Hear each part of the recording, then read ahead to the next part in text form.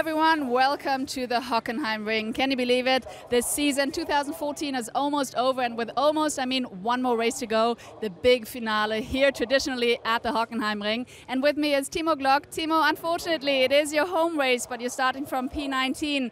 However, you're going to push really hard, I'm sure, but what do you think? Where can you go from P19? It's very difficult, but first of all, it's great to see so many fans here at the last race, which is every time quite spectacular.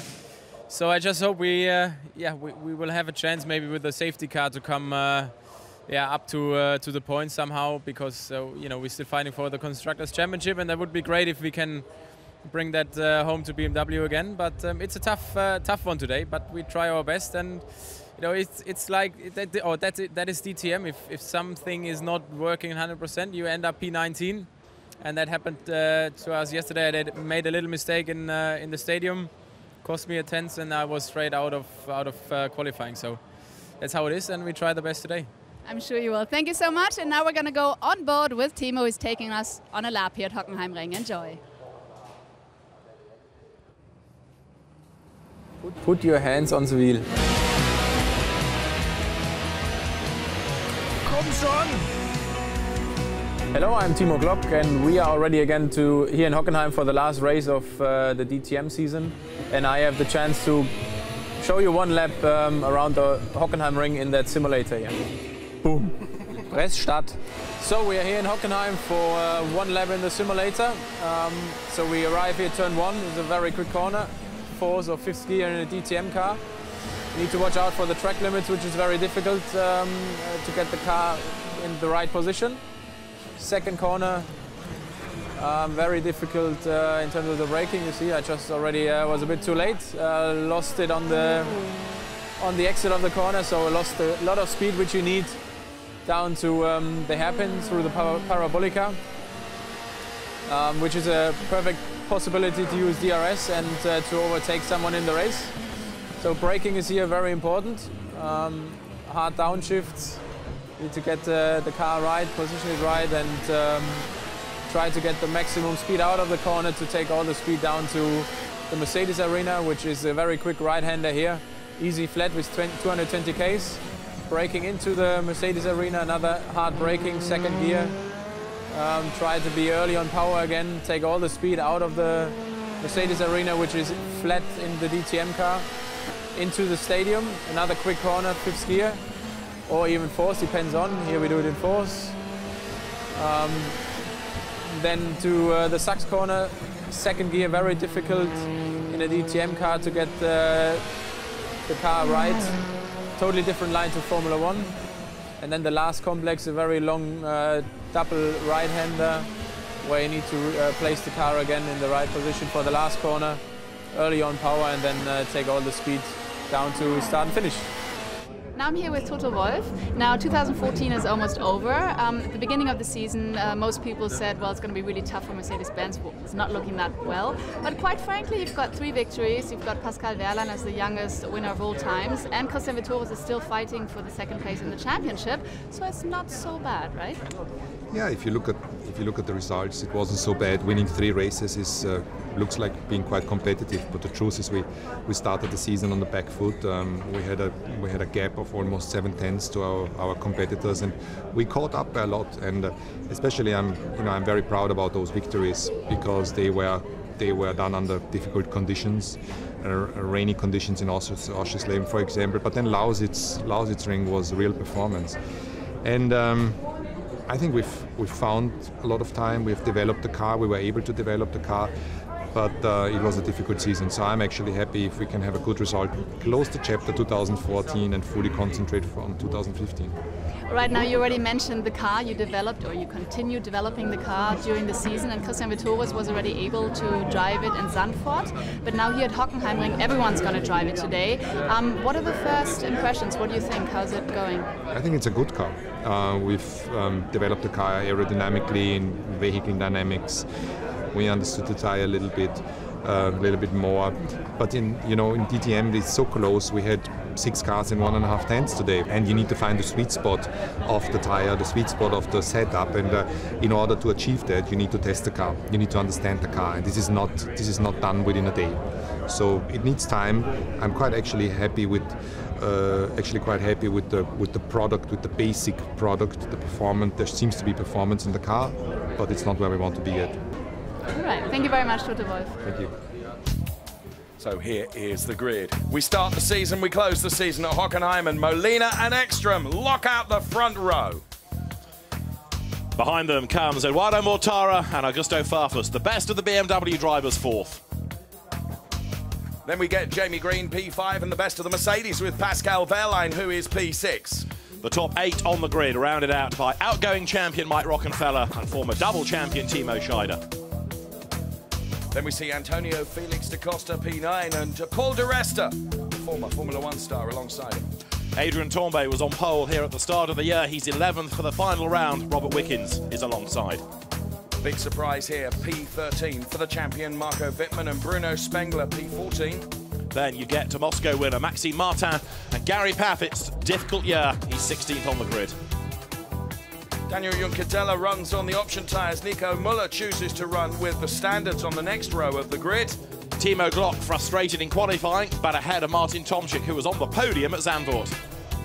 And then we see Joey Hand and Christian Vitoris, P21, P22. And then Vitaly Petrov is the man at the back of the grid. Let's go back to the grid and join Verena. Yes, and the man of the moment is Miguel Molina. He's just getting ready, getting into the car. And as we know, he's had 3 poles in his career, almost 4, but that was snatched away from him again. So 3 poles, but it never worked out for a victory. So now he's super extra special focused. So it's not possible to get an interview with him, which is absolutely understandable because he is focusing on the race and hoping his best. He's going to try his best and push really hard to get his first victory in his career, because of course, especially in Hockenheim at the finale, that would be fantastic for him. So let's see, let's cross our fingers for him, and now back to you guys. Thank you very much, Verena. Of course, that would be absolutely his focus, wouldn't it? So Molina and Ekstrom on the front row of the grid. Now, it's a beautiful day here at Hockenheim. The weather is just about perfect to go racing as we see Timo Scheider in his final stages of preparation. Tyre choices on the front row of the grid, David. Interesting. They are, because you have Miguel Molina on the option, but you have Matthias Ekstrom on the standard tyre, the harder tyre, the prime, if you like. And it's very rare that we've had anybody on the front of the grid this year going on the harder tyre. And therefore, the second stint is going to be fascinating, because really, for the first time all season, we will see a car with potential race-winning pace on the better option of tyre in the second stint, making progress. We then come back to the usual situation as to how much time those cars will lose in the first part of the race. But Ekstrom and Mortara, who is third on the grid, starting on the primes, are going to be well worth watching in that second stint. This is going to be a really good race, I think. Well, as we see Timo Scheider then getting into his car. Timo Glock, when Verena was talking to him, was talking about the potential for a safety car and how the safety car would play into the hands for Timo Glock. Not so likely here, potentially at Hockenheim with plenty of runoff area. Only time will tell, of course.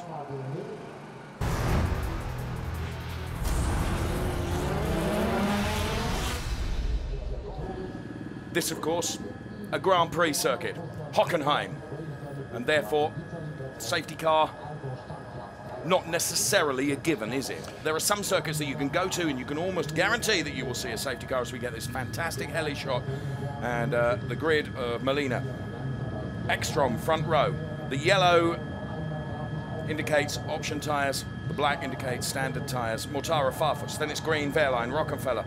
Then it is Scheider, Felix da Costa, di Resta, Tombay, Wickens. Then it's Marco Wittmann, who's poorest qualifying of the entire season, P13. Then it's Spengler, Martin, Paffett, Juncadella, Müller, Glock, Tomczyk, Hand, Vitoris, and Petrov. As we look at Pascal Wehrlein, of course, who has been elevated into the Mercedes Formula 1 program as reserve driver. So, safety car, Hockenheim. We've seen it in some of the other races, David, haven't we? Yeah, it's going to be a tough one for the race director to ponder about, really. But it all really, I suppose, depends on the situation and what Sven Stopper's feeling is. Let's just go back down to the grid. Dieter Gas of Audi is with Verena. Dieter Gass, very interesting. We just saw the thumbs up for Molina, so obviously you're hoping there for the best. But you've got an interesting strategy because you've got your 2 top drivers on standard and the other 4 on option. Yes, I mean, I think you see in the whole field, there's quite a few standard starters around, and I think everybody has the same fear about a safety car. We have seen all the support races this weekend, you had many safety car events.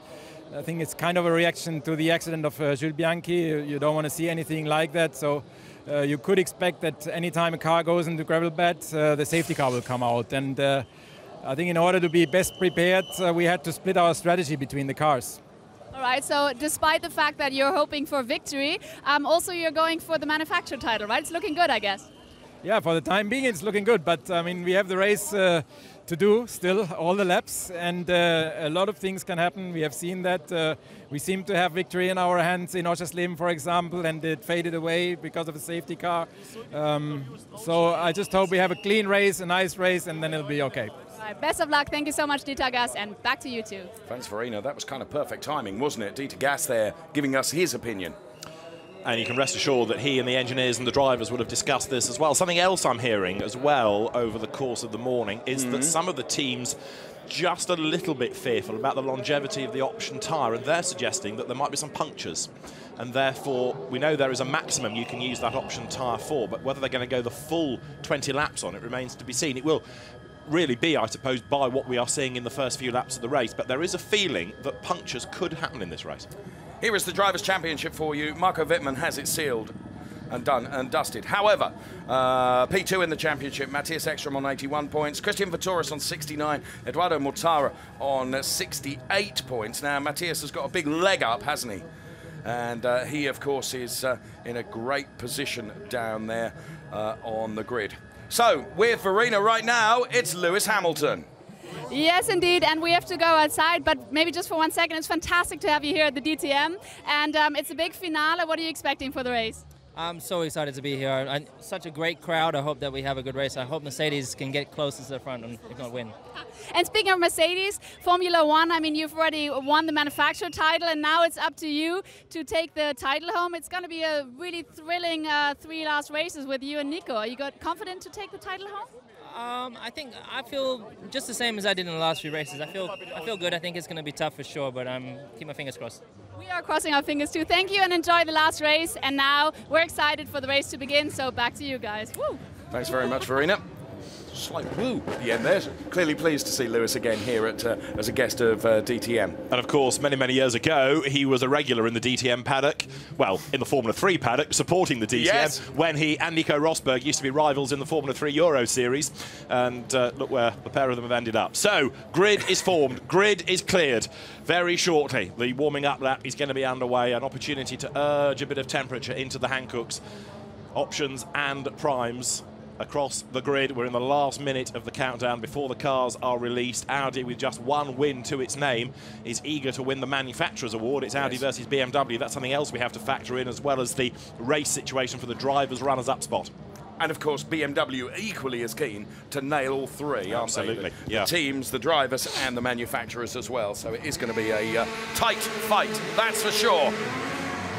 It's also going to be fascinating to see how Marco Wittmann gets on. You mentioned in that grid rundown where he was, but it's the first time all season he's not made it into the final 8, therefore into Q3. And Wittmann has never had as much traffic around him. So in a sense, he almost doesn't know how it's going to be this year, because normally he's able to make a break or be in that leading pack. But here, he's in midfield. He's won the DTM Champions Trophy already, which is there on the grid as the cars set off on this warming up lap. But what progress can Wittmann make in what promises to be an enthralling end to the championship? Well, we are about to find out as we look at Timo Scheider heading around this 4.5 kilometer circuit here at Hockenheim. Really, really interested in what you were saying about the information that you've heard with regards to the longevity of those option tyres. And the strategy will be fantastic. Here is the grid again. The yellow and black indicators to the right-hand side of the graphics indicate what tyres people are starting on. Splitting the strategy at the front, Molina and Matthias Ekstrom. Then it's Mortara and Farfus. Green and Wehrlein, Rockenfeller, Scheider. Then it's Felix da Costa and Di Resta and Tombe and Wickens. Before we get back to Marco Wittmann, who's going on the standard tyre, unlike Bruno Spengler, alongside him, who is going on the options. Then it's Maxime Martin, Paffett, Junkatella, Muller, Glock, Tomczyk, Hand, Vitoris, and Vitaly Petrov. The champion is Marco Wittmann, and he's going to start 13th on the grid. He leaves himself with work to do. And we have seen often this year that he is the trailblazer for BMW. He's able to magic results, certainly in qualifying out of the car when others don't. But Augusto Farfus will be worth watching at the start because he is the second-placed driver on the grid on option tyres. Farfus has had a second place this year but no wins. It's been a bit of a lean period for the very, very personable Brazilian. He will be one to watch as well. Here comes the tension in the garages then. We saw Mr. Marquardt, Jens Marquardt, looking at his Marco Wittmann star in the car there. There's Dieter Gas and Wolfgang Ulrich alongside him in the Audi garage. And also there is Hans-Jürgen Abt, as you can see to the very right of the picture. And next it's going to be the tension, I suspect, in the Mercedes-Benz garage that we will see. As that great heli shot of the Hockenheim ring here. As you've mentioned over the course, as we see Lewis Hamilton in the Mercedes garage. Great to hear from Lewis Hamilton just before the start of this race. Of course, himself very much in a championship battle, and looking good for him at the moment. Huge crowd here at Hockenheim, and I was going to go on to say it's a very different Hockenheim to one in years gone by, David. Yes, because in the old days, the cars would blast out into the forests. There were chicanes put in to slow down the cars. They'd loop their way through the forests and back down to the stadium. But speeds were becoming high and the runoff wasn't really safe. And so the big loop at the top was hacked off. They run across the back of the paddock. And this, if you call it the new Hockenheim circuit now, is very much established. It's wide, it's fast, it gives good racing. It's the perfect place for the end of season DTM round. Round 10 is about to get underway. The tripartite battle between Mercedes, Audi and BMW has got one last chapter to write. And as we look at the grid forming, we are about to get underway. We await the marshal at the back of the grid to give us the green flag to say that everything is satisfactory. We throw the lights up in caption at the very top of the screen for you. And we await the final race of DTM 2014. Gets underway right now. So good start from Jamie Green, who's trying to drive and dive past Augusto Farfus and does so and goes up to P3. Matthias Ekstrom controls from the front. Miguel Molina tucked in beside. We can see Gary Paffett running wide. There are a whole bunch of cars running wide. Molina and Ekstrom side by side now. Molina leads, goes wide, Ekstrom takes the lead, Jamie Green goes second, and Molina has squandered pole position. And you'll see in replay when we get it, there was a dreadful start by Mortara from third on the grid, who absolutely crawled away from the line in comparison. So Mortara has lost heaps of ground on this opening lap as the cars work their way up towards the hairpin. And so as the field accelerates out of the parabolica, it is going to be Matthias Ekstrom versus Jamie Green, who gets the lead on the inside. So Jamie Green goes through. Marco Wittmann is right in the middle of a huge sandwich there. Timo Glock, there's contact, but all of them go through the pinch point of the hairpin relatively safely. They all get through, it seems, unscathed, but Jamie Green is leading this race now from Matthias Ekstrom. And what a phenomenal drive from Pascal Wehrlein up to P3. Yeah, Wehrlein from 6th on the grid. He's on the options. Green is on the options, but Ekstrom, remember, is the leading light on the standard tyres. So it's a case as normal as to how much time he's going to lose in the first 22 laps that he's got to run those tyres for relative to Jamie Green. But he's also got the others stacked up behind. Now, does he defend and lose more time, or does he let them go? Under investigation is Adrian Tombay for a jump start.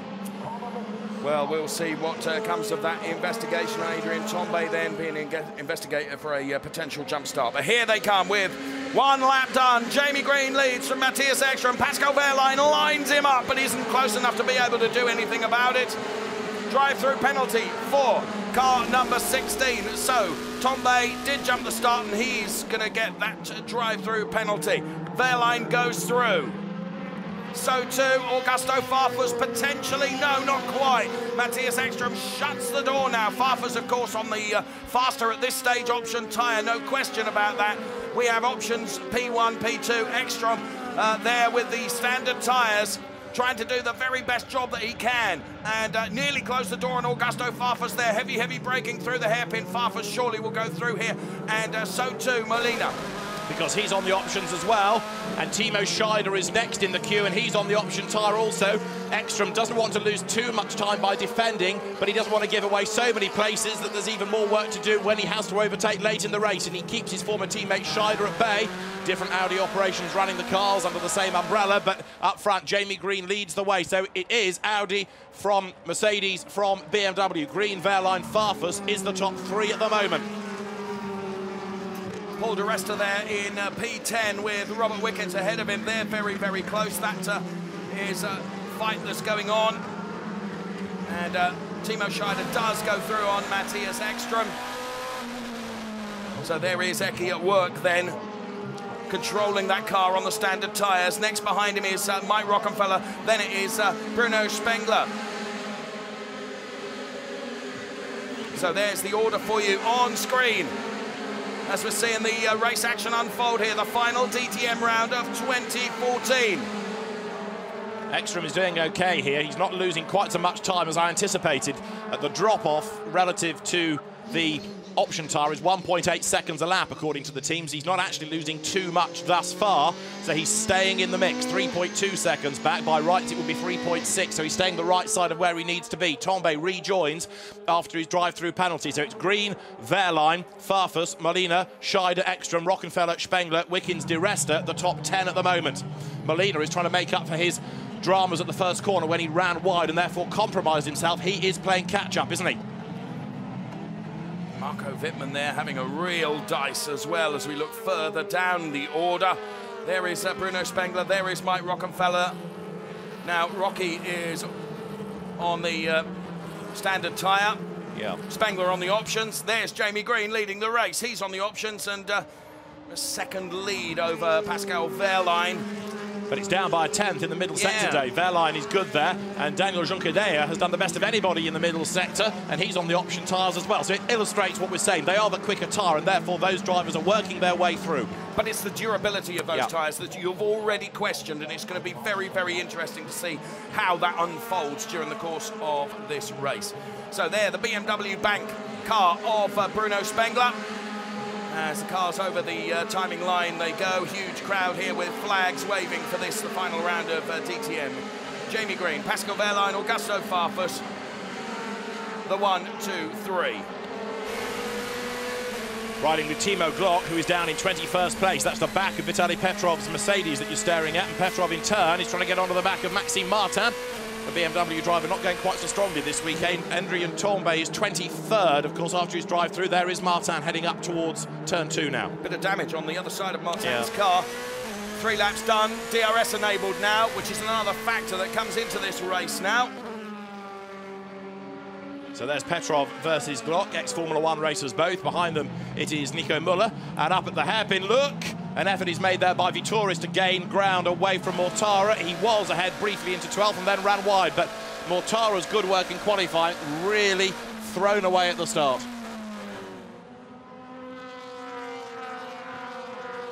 Now Ekstrom has dropped back now behind Spengler, puts him down into 7th place, but he's not losing that much time relative to Jamie Green, so this is looking okay still for Ekstrom. So early stages of this race as we look at Christian Vitoris there. Switch back here to Wickens di Resta. There is Vitoris. And here, the champion, Marco Wittmann. And Wittmann deciding to go with the standard tyres at the start of the race. There he is. We get a different camera angle of Marco Wittmann as he chases down Eduardo Mortara.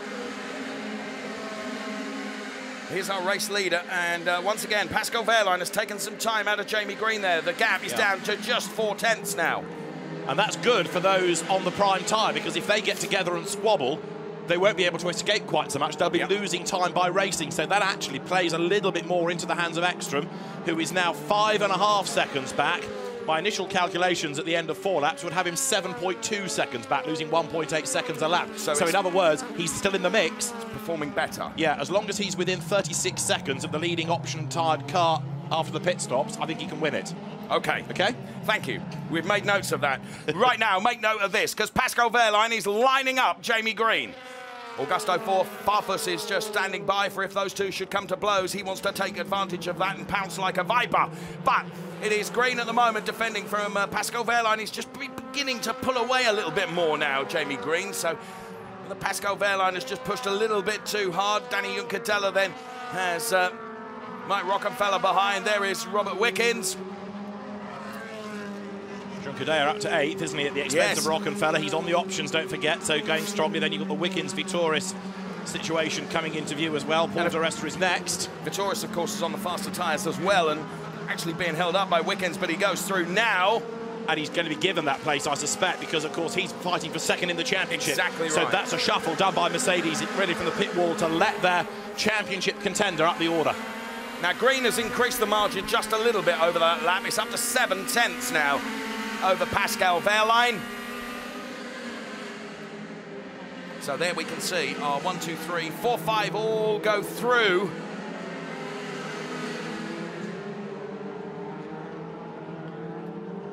And Ekstrom, who is in 7th place, is only 6 seconds behind the race leader.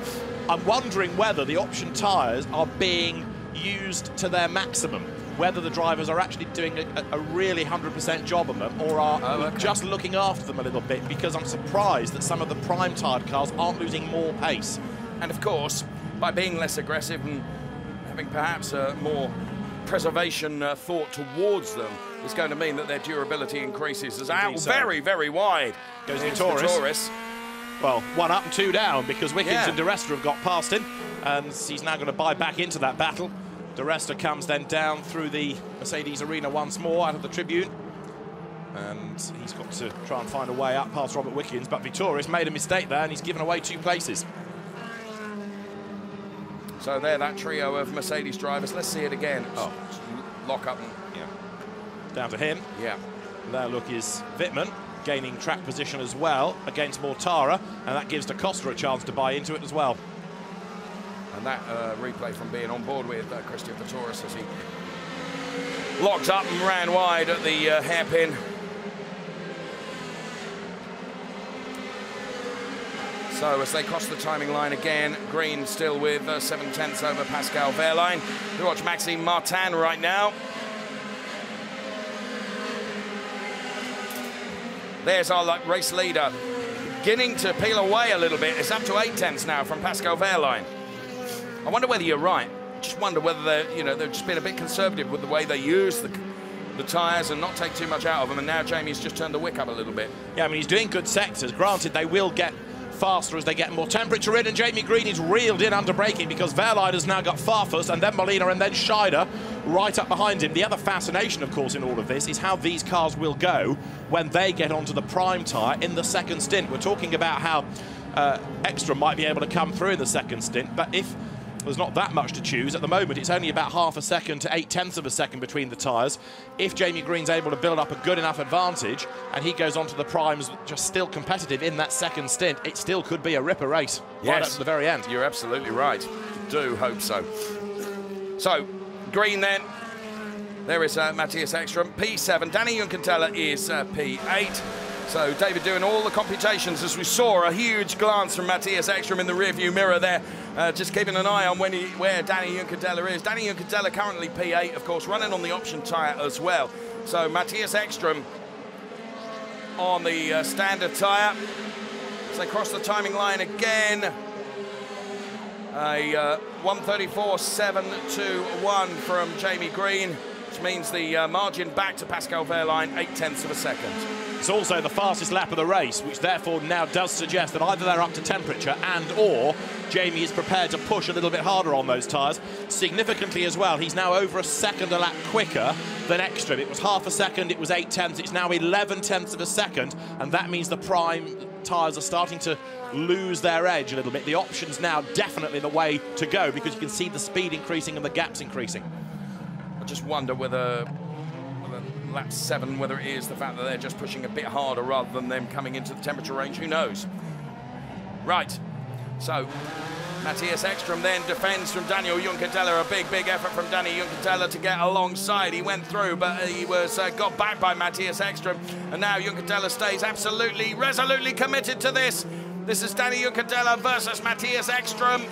And, well, Ecky's always going to yield, isn't he? He's going to have to, because Daniel Juncadella being on the option tyres, but Ecky's never going to make it easy for him. No, Juncadella on the faster tyre goes through. That was inevitable, but Ekstrom has got to stay in that group as best he can. Jamie Green is continuing to lead. Now have a look at the replay at the start. Look at the second car in shot of Mortara, because it was a very bad start, as I said at the time. Fifth red light will come on, and as they accelerate away, now he just bogs down completely. Tombe is the man that jumped, and so he got the drive through. But look, Mortara, loads of wheel spin. Had about 3 bites of that. Didn't need to really hook up and go. 5 or 6 cars just straight by him, 7 maybe. And so he was in midfield virtually by the time he got to the first corner. So that was really what ruined the race for Edo Mortara, sad to say. Dramas, Da Costa and others run out way wide. Right, replay from Mortara's car. It goes, and it's almost like the revs drop completely. Yeah. So nearly stalled, I think, and then he has to pick up pace, by which stage everybody else has got the momentum, and it's virtually ruined the race, hasn't it? Intercity train has gone through, hasn't it? And then he gets involved with Da Costa, so he gets forced out wide at turn 1 and loses more places. 2 more cars go by, so it's been a lap, a start, and possibly a race even to forget for Edo Mortara.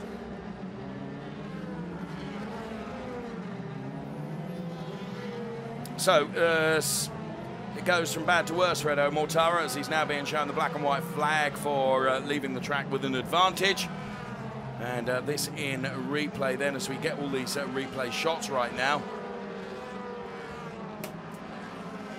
And that's a fantastic shot of the hairpin and the BMW bank car of Bruno Spengler on Mike Rockenfeller. Green leading by 1.1 seconds over Pascal Wehrlein. There is our race leader turning the final turn, the Sud Curva here. Interesting, isn't it, how Wehrlein now has dropped away from Green. Yes. If anything, he's having to think about defending from Farfus, whereas 2 or 3 laps ago, you were talking about the fact that he was up there with Jamie Green and they were virtually together. Indeed. Jamie has responded. Yes. Now,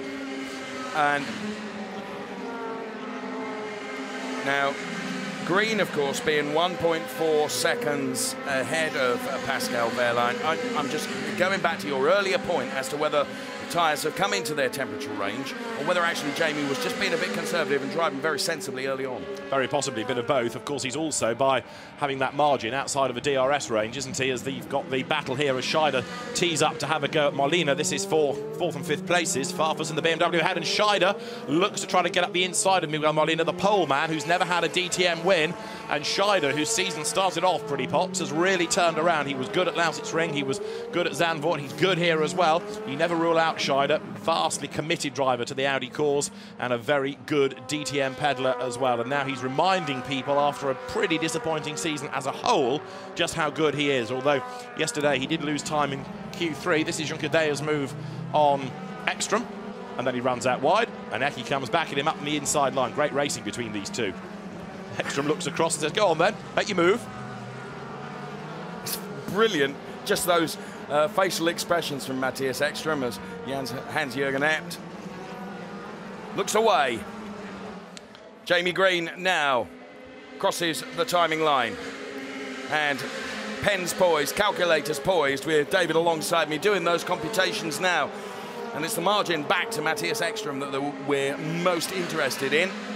So Green with 1.4 second margin over Pascal Wehrlein. Then it's Farfus, Molina, Scheider, Spengler, Juncadella, and then we see Ekstrom and Rockenfeller.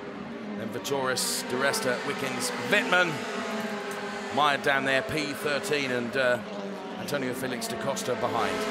Ekstrom did last time his fastest lap of the race thus far.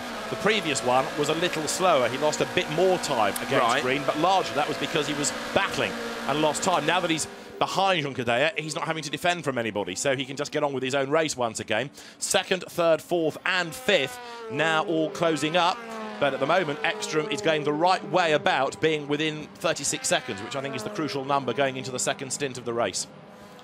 Now, Rockenfeller, you need to keep an eye to as well in the car behind Ekstrom there. Look, the outgoing champion, because he is the second of those in what you might call Class B for those that are running on the prime tyre. And so don't rule him out. He's only a second behind Ekstrom. Here comes the live margin between Green and Ekstrom then. 12.264, David, 12.264, and we are what, lap 10, lap 11 of 42. Okay, it's going to be more than that at the end of the lap. That's obviously done on the sectors, the intermediate points, so we'll see what it is at the end of the lap relative to the previous and see whether this gap is continuing to grow at the same rate. The team's anticipating the soft tyre to be 1.8 seconds a lap quicker. We're not quite there, but last time it was 1.7 quicker, Green over Ekstrom. Jamie Green on that lap does a 34.7, Ekstrom does a 35.7, so it's 1 second. The gap is 12.8 between them. Yeah. On board with Christian Vitoris down there in P10. Christian Vitoris running on the faster option tyres. Another driver being warned for track limits is Antonio Felix da Costa. And here is Maxime Martin with big damage to the side of that car. Yeah, someone's gone into the side of him, I think, under braking. I would suspect that happened at the hairpin. Looks like a T-bone, doesn't it? It does, rather. And he was running in that Glock Petrov-Muller situation, and I think that might well have kicked off. Antonio Felix da Costa being warned about leaving the track and gaining an advantage in so doing. Pascal Wehrlein then dropping away. Jamie Green still leading up front, and of course he is somebody who's won the final round of the championship here in the past, back in 07, back in 2011 as well, so he always rises to the occasion here. You talk about Norris Ring being one of Jamie's good circuits because he always goes well there, multiple winner, but he also does a good job here at the end of the season, and he deserves a victory, dare one say, because he's had some lousy luck this year as Jamie Green. Yes, you're absolutely right. I would agree with that. He has. And, well, as we keep our eyes on every single piece of information that all our timing screens are giving to us as well, because it will be interesting to see when those option tyres, because, you know, what you were saying earlier with regards to the durability of them as to when we see them drop off that cliff. So, Green leads from Wehrlein and Farfus. Those are the 1, 2, 3 here, the final round of DTM for 2014. There's our leader going through. There is Pascal Wehrlein. Then it's Augusto Farfus. Molina behind. And then it is Timo Scheider. Augusto Farfus just lining up Pascal Wehrlein. Timo Scheider doing the same with Molina as well. Now, all of them have got DRS available to them, haven't they? And that can be used in defence as much as attack, as there's a position swap there with Scheider and Molina. So Scheider goes through. He's been teeing that up for many, many laps, hasn't he? And Molina not being able to do anything about Farfus. So Scheider thinks, right, I'll have a go at this now. But what that has done, look, is release Farfus right onto the back of Wehrlein. He doesn't have to defend anymore, so he can attack the Mercedes. And now we'll see whether we might get a change for second. And there is Scheider's move up the inside. He was given racing room, in fairness, by Molina. So now Scheider spearheads the attack to see if he can work his way through the traffic. Farfus the first target. Well, we will see. Another driver failing to manage track limits at turn 1 is Martin Tomczyk. We're watching Timo Scheider right now. There is Augusto Farfus. And Scheider, you can already see the gap between himself and Molina. So Scheider on a bit of a charge now, and next in his target sights is the BMW of Augusto Farfus. The lead gap, Green to Wehrlein, is 2.6 seconds. Wehrlein to Farfus is half a second. And Green to Ekstrom is now 14.8. It's going up now for the last 3 laps at 1 second a lap, which is not the gain that the option tyre was expected to have over the prime. Still better, still worth obviously using for as much as you can in your stint of the race, which Ekstrom will do late on, 20 lap maximum, but it's not got the massive gain that was anticipated. Okay, we are monitoring that constantly. So there is Christian Vitoris then. P10 for Vitoris at the moment. Green leads. Wehrlein P2. There is Timo Scheider on the back of Augusto Farfus. And he's got there in a lap, hasn't he? He has got there in a lap. As I say, now it's his turn to see whether he can do what Molina couldn't and work his way through the traffic. And a battle pack developing here again will, for the later part of the race, help those drivers on the prime tyre now, because these drivers will be losing speed, losing time against them while they squabble. It is like a big game of chess, though, so I grant you, but it all works out in the wash at the very end. So Farfus who is the best of the BMW pilots at the moment. Third overall, comes out of the final corner, the Sud curver. Jamie Green, in the meantime, is getting away, and he's just done the fastest lap of the race. A 34.5 is the best yet. And don't forget, it's not just about him pushing and about tyre temperatures, it's also the fuel loads coming down all the time as well. So the car is getting lighter and getting quicker. Yep. That's Spengler down the pit lane. Now, I'm not aware of a drive-through. No, it's to do with tyres. So Spengler was on the options. Yes, he was. They've come off. And the standard tyres have gone on. Good stop, 2.3 seconds for Bruno Spengler. Christian Vittoris now needs to get past Mike Rockenfeller. Rockenfeller on the standard tyres. Vittoris is on the options. And Vittoris is lining him up towards the hairpin now, down the parabolica. Mike Rockenfeller gives room, and Christian Vittoris goes through the hairpin. Great shot that we're able to bring you there as Vittoris now powers away. And next up the order for Christian Vittoris is Matthias Ekström. Which will be interesting, won't it? Vittoris, of course, is the man he's fighting with to be runner-up in the championship. Here's the move up on the inside. Vittoris on the options, up from the rear of the grid. And, of course, he'd already lost ground early on by skipping over the curb. So Vittoris goes through, gains track position against Mike Rockenfeller. But it could have been even better, this, had Vittoris not lost that time early in the race. Maxime Martin, incidentally, soldiering on despite the damage to his BMW. Okay. And now we need to see at the end of the next lap, the first flying lap, where Bruno Spengler is, now that he's switched onto the harder tyre. And the times for Martin, is that car slower because of the damage? Can we ascertain that? No, looks all right, doesn't it? It's comparable to where it was earlier, yeah. Okay, quite a few cars being given the black and white flag, including Adrien Tombe, also Nico Müller.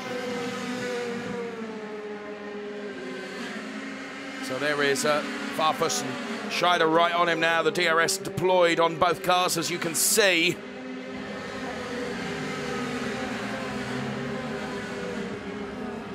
And right at the hairpin, Scheider goes right to virtually as close to Augusto Farfus as he can be without there being contact. But don't forget that this group of drivers are coming to the end of their advantageous period. They're on lap 16. They can only do 20 laps on the option tyre. That is the maximum. Equally, it's the maximum Ekström can do in his second stint. So there's going to be that crossover point where everybody is on the same. And then you get into the second stint where you get another wave of drivers on the option tyre going quicker. And that is when you'll start to see the race order really sort itself out. But based on the 1.8 second a lap difference the teams were talking about, by now Ekström should be 27 seconds back. He's 17.5 seconds back, so he's very much in the game. Yes, you're right. Jamie Green crosses the timing line now, and here is the gap back to Matthias Ekström live as they cross the timing line. And David stands by with pen, calculator, computer, everything poised. Danny Juncatella, are you ready?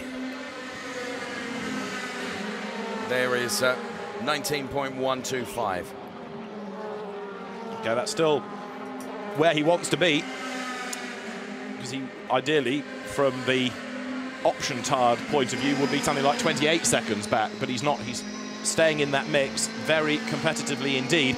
What it does do, of course, is give more question marks in that second stint, because, as we keep saying, the option tyre doesn't have an enormous advantage in this race. It has an advantage of about a second and a bit per lap, and Audis are certainly competitive cars at the moment, no matter what tyre they're on. Ekström running 7th overall. That is a mighty effort. He's about to be 8th, I fear, because he's got Vittoris now right up with him. The gap is coming down and down. Here it is. Don't forget, this is a battle on track at the moment for 7th place. It's also teeing up the battle to be the runner-up in the championship. Of course. And these two are fighting that out right now as Vittoris up the inside there. Ekström knew it was futile, really, to make any stupid defence manoeuvres, and very driving very sensibly, Matthias Ekström, as you would expect. Hugely experienced, hugely respected as well. So Vittoris goes through now, and now that Vittoris has been released, he's the last of the drivers on track on option tyres. So it's Green, Wehrlein, Farfus, Scheider, Molina, Juncadella and Vitoris, the top 7, but only the top 7 are on options because, as you say, you know, Ekstrom in particular has managed this race supremely on the standard tyre. Vitoris has another problem in a sense now, which is that there aren't that many other Mercedes in this leading group to give him any more help. You've got Wehrlein running in second spot as Farfus defends from Scheider here, but Vitoris, I should say, has got to do the rest of the hard work to gain track position on merit. There aren't that many cars that are going to get out of his way. As once again, Scheider lines up Augusto Farfus. This is going to be interesting going into the hairpin. So Farfus on the inside, Scheider on the wide outside, but he'll hope to dive through on the inside. It was completely denied. Great line there through from Augusto Farfus as he lights up the Castrol Edge BMW. Lap 17 of 42 here at the Hockenheim final round of DTM for 2014. And now onto the back of that pack. There's Farfus. There is Scheider and Molina. Yeah.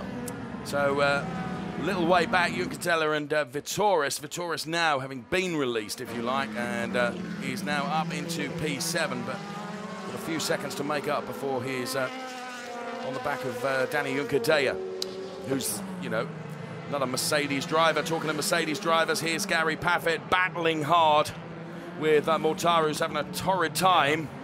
And Joey Hand trying to buy into that as well. Interesting this, that Paffett is on the prime tyre, Mortara is on the option, but they're very evenly matched. This is Molina, who pits a little bit earlier perhaps than anticipated, so he comes in at the end of lap 18. Miguel Molina to go on now to the prime tyre. Right. And Spengler, I never told you about, because he's running in 12th place. I'll give you the gap next time through. And has Spengler lost, has Farfus lost out? He has. Scheider goes through at long, long last. Scheider up into third. It's Green, Wehrlein, Scheider. And, of course, you've got 2 Audis up there that could be quite useful for Ekstrom late in the race if he needs to buy back some positions. So here it is in replay then. That is how Timo Scheider did it. And so, been lining that up over a few laps, and this is Gary Paffett there, and a little bit of one of the aero plates flew off there. We can see it perhaps here. Oh, and that's why, just a little bit of contact there. Rubbing his racing. Edo Mortara then, see on board. But here is our race leader, Jamie Green. Last lap of 1:34.785, so he runs just a bit wide there, takes a bit of curb. Round to turn 15, and then it is the Sud Curva before heading for home once again, and the timing line, Jamie Green. But the tyres are still working for him. What he wants to do is to try and build up as big an advantage as he possibly can so that he's impregnable from Ekstrom in the second stint. Farfus now pits, having lost out to Scheider. He comes into the pit lane, so he does 19 laps on the options, and he comes now. So Augusto Farfus down the pit lane. And the team await, ready to go to work. Vitoris is in, Dave, as well. So the other driver that we're talking about as the potential runner-up in the championship pits. Farfus gets turned around very quickly, 2.8 seconds. A pit stop is 23 seconds, which includes the drive time and a stop. So 23 seconds is roughly what you will lose by pitting. Farfus comes out ahead of Miguel Molina, look, so he's retained track position over the Audi. Now, we've seen Farfus in, we've seen Vitoris in. Of course, they've been battling hard, haven't they? That, presumably, having taken more out of the tyres than perhaps Jamie Green, who's on his own, he's not got anybody around him. He's going very, very quickly, undeniably, as we see the stop from Christian Vitoris. So Jamie Green, at the moment, continuing to stay out there. You can just see from our comms booth window as he goes around the Sachs turn. It's going to be crucial to see when Jamie Green comes in, isn't it? Well, it's got to be this time, hasn't it? Because you can only do 20 laps on them. You're right. So in theory, unless something goes wrong in the strategy, he should be in this time. In. This is the answer. So Jamie Green, the race leader, pits at the end of the requisite 20th lap, and there'll be a whole wave of cars coming in. So now we have the first real shuffle of the order. And of course, Jamie Green has fallen foul of the fact that he actually ran those options for too long in a previous race, so not making that mistake again. Jamie Green in. We need a blistering stop from the team here for Jamie Green. We've got our clock on it, as you can see, 3.6 seconds. Okay, he'll stay ahead of Wehrlein because he and Scheider are coming down the pit lane. 10.7 was Green's advantage over Wehrlein when he came into the pit lane. So Ekstrom stays out, and Scheider is not going to get ahead. Is he on the pit stops? They're side by side down the pit lane. What is going to give here? They can't rejoin side by side, and Scheider eventually has to give way to Wehrlein, who came in ahead of him, but that was very tight indeed. They've both stayed ahead of Farfus, look. Yes. So they've kept track position over the Brazilian, who's got Molina right up behind him. So an unsafe relief. Pascal Wehrlein is under investigation for an unsafe release then in the Mercedes, and Scheider could have perhaps made life tougher for Mercedes, but in the end he just lifted and let Wehrlein get ahead. So now Scheider lines Wehrlein up. So Pascal Wehrlein on the inside here, Timo Scheider, and Wehrlein will run Timo Scheider out there, and Scheider not able to do anything about it now. Both of them have been in for their stop. But Scheider sticks like glue to the back of Pascal Wehrlein here. But he knows he's got to get past because if he's stuck in traffic, Farfus will be up with him. Here we go again. Scheider was on the move. Yes, he was. Yeah, I think that's probably the right way of looking at it, because the Mercedes team released Wehrlein after Scheider had been moving for, what, a second, 2 seconds? Yes. Yeah. So really, you could say that Scheider should have been allowed to take the place there. However, the stewards will investigate and they will decide. So Jamie Green goes across the line. He has maintained the race lead. Yes. And we've got Ekstrom coming down the pit lane now with Rockenfeller right up behind him. Here's Ekstrom, who comes in at the end of lap 21. So both of them then, Matthias Ekstrom and Mike Rockenfeller in. 3.2 seconds. Matthias Ekstrom, Rocky out at almost exactly the same time.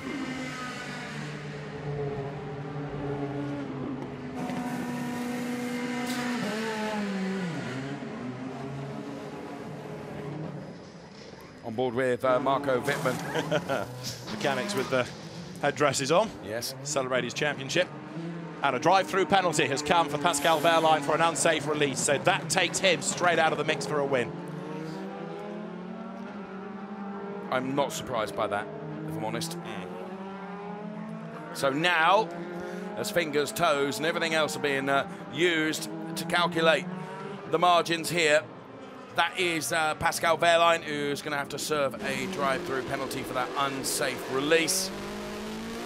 And that scuppers any chances Pascal Wehrlein has. That drive-through penalty, as you can see up on screen now, the right-hand side of the screen, confirmation, the unsafe release, the reason for the drive-through penalty for Pascal Wehrlein. So Timo Scheider now doesn't have to work too hard because he knows within 3 laps that Pascal Wehrlein's going to be diving in anyway.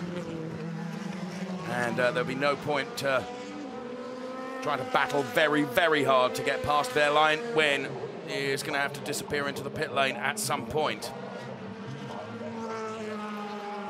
Chooses not to do it currently. There's the board. There is the board.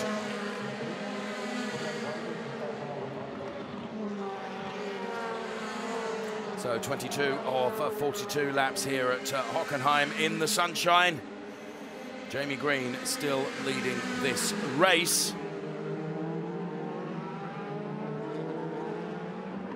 In comes Paffett and Joey Hand.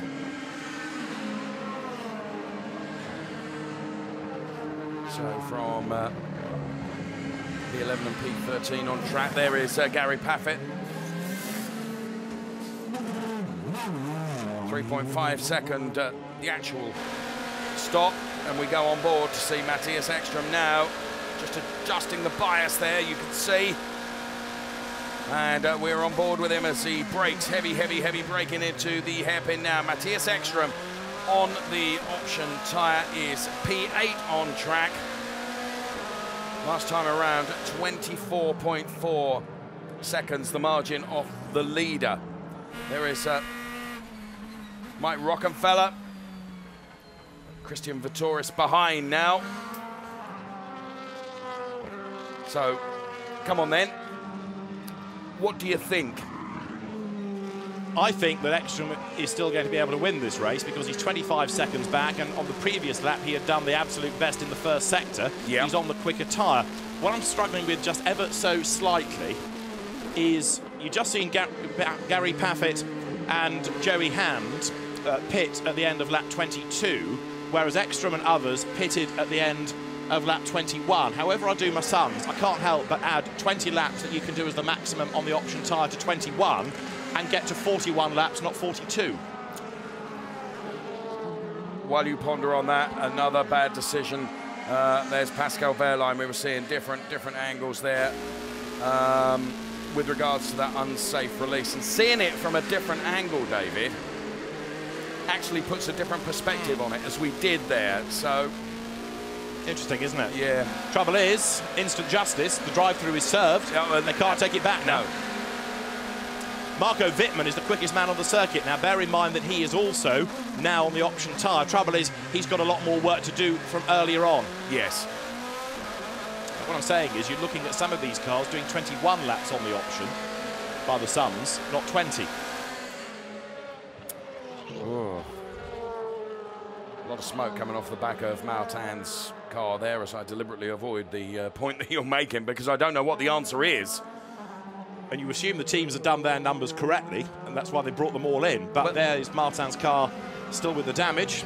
There have been mistakes in the past, and I mentioned that, didn't I, when Jamie Green came in. Jamie Green had been out for a lap too long on the options in a previous race.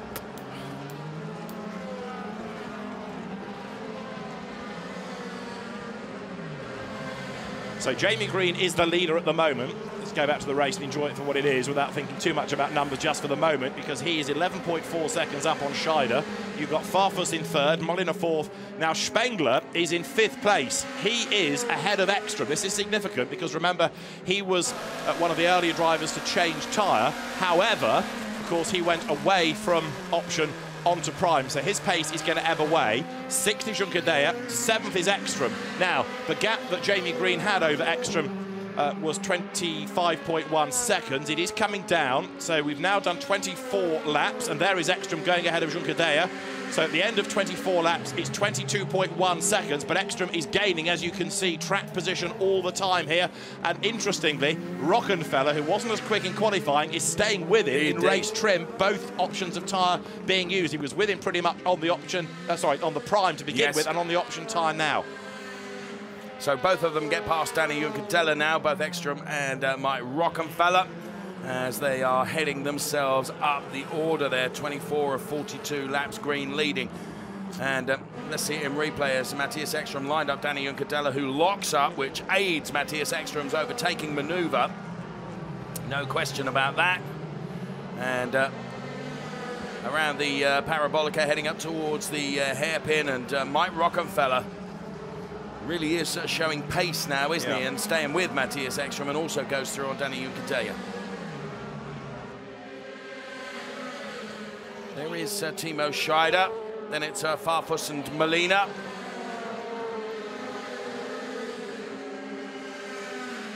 And these two, Farfus and Molina, split by 0.4 of a second. But Jamie Green continues to be the race leader, but he is being caught by Scheider. The gap between the leading Audis that are on the prime tyre now is coming down. Ekstrom last time through was 21.2 seconds back, so he's not quite a second of that quicker than Jamie Green, but he is bringing down the gap. There is Jamie Green, currently race leader. The all-orange car of Jamie Green. Let's watch him at work here.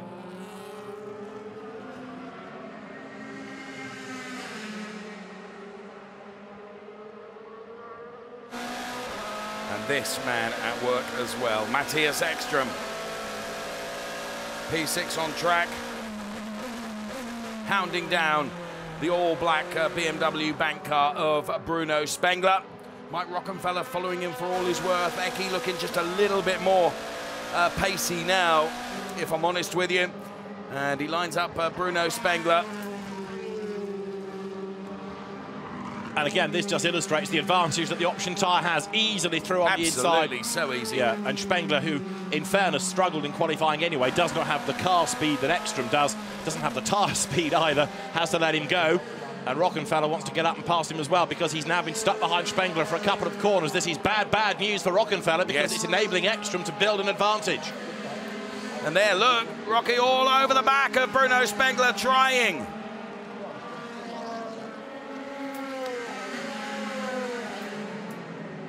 So Bruno Spengler, Mike Rockenfeller right alongside now, and will go through. Outgoing champion, of course, Mike Rockenfeller, the 2013 DTM champion. Parabolica heading towards the hairpin. And Matthias Ekstrom has got advantage now over Mike Rockenfeller. Mike being held up by Bruno Spengler for 3, maybe 4 turns before he was able to make that move and make that stick. In Bruno Spengler, it's in replay.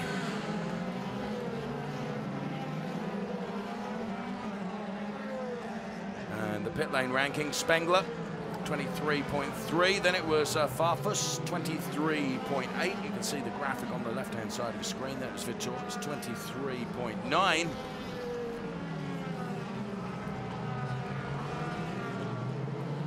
Some great shots there to bring you.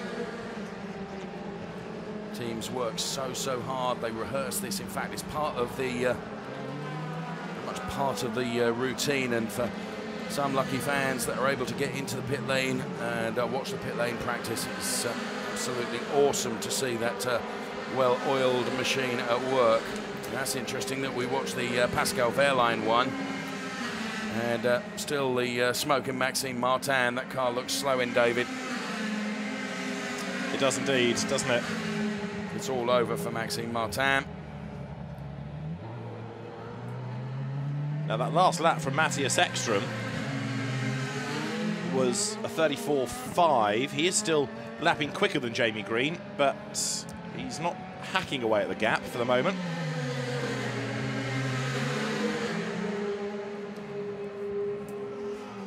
So we watch our leader, Jamie Green.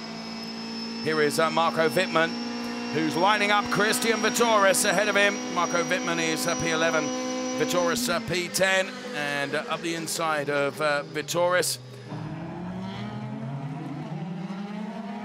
Next in the order is Pascal Wehrlein. See the Di Resta car in the back of the shot as well. So Vittorius fighting back here a bit at Marco Wittmann. And Di Resta, who is on the option tyres, I think will be released by Vittorius without too much of a problem.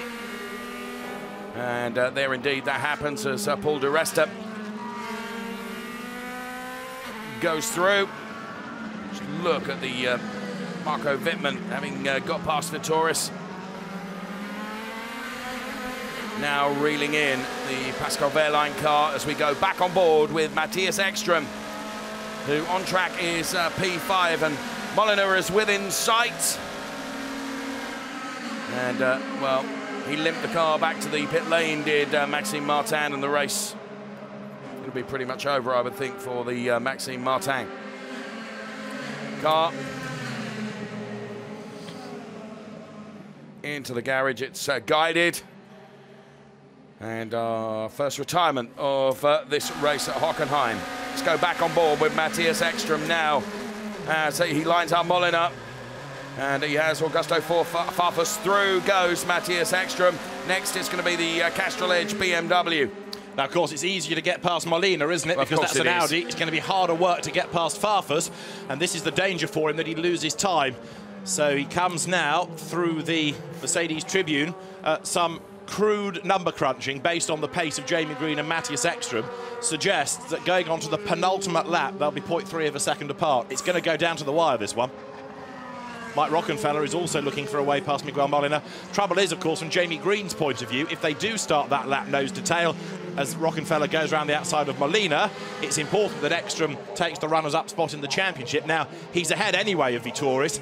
Would they feel the need to put Ekstrom into the lead of the race, or follow Jamie Green home and take the points for being second? It's a tough one, actually, for the Audi management to decide here, but we'll keep an eye on that, because if they come across the line now, Ekstrom is fourth, At the end of 29 laps, he's 16.1 seconds back, so he's going the right way about it. Yes, he is. And these shots of Matthias working so very hard is great to see. Of course, everyone was talking ahead of the race, including ourselves, about a safety car. And certainly in the 30 laps that we've had, hasn't been a necessity, thankfully. Matthias Ekstrom now lining up Augusto Farfus, as you've said. He's not going to be quite so easy to get past him. Farfus just seemed to run just a little bit wider there, didn't he? But Matthias Ekstrom has got the job done. Of course, he's on the superior rubber, but doesn't mean to say that Farfus is going to make it easy for him, and Mike Rockenfeller's going to have the same problem. We should be looking at Ekstrom being round about 14.8 seconds, 14.7, 14.8 seconds back from Jamie Green at the end of this lap.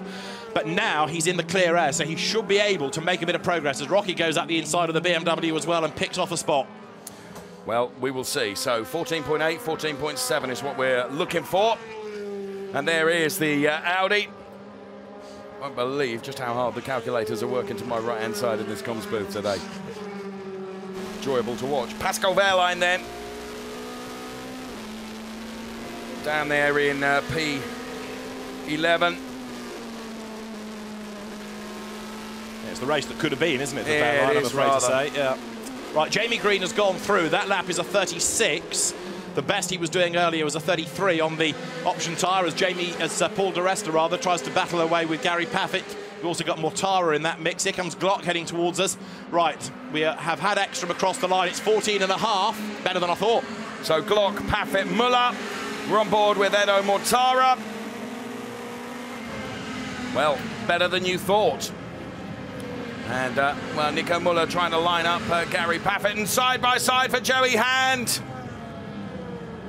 And Mortara fends him off, but only just. That was, of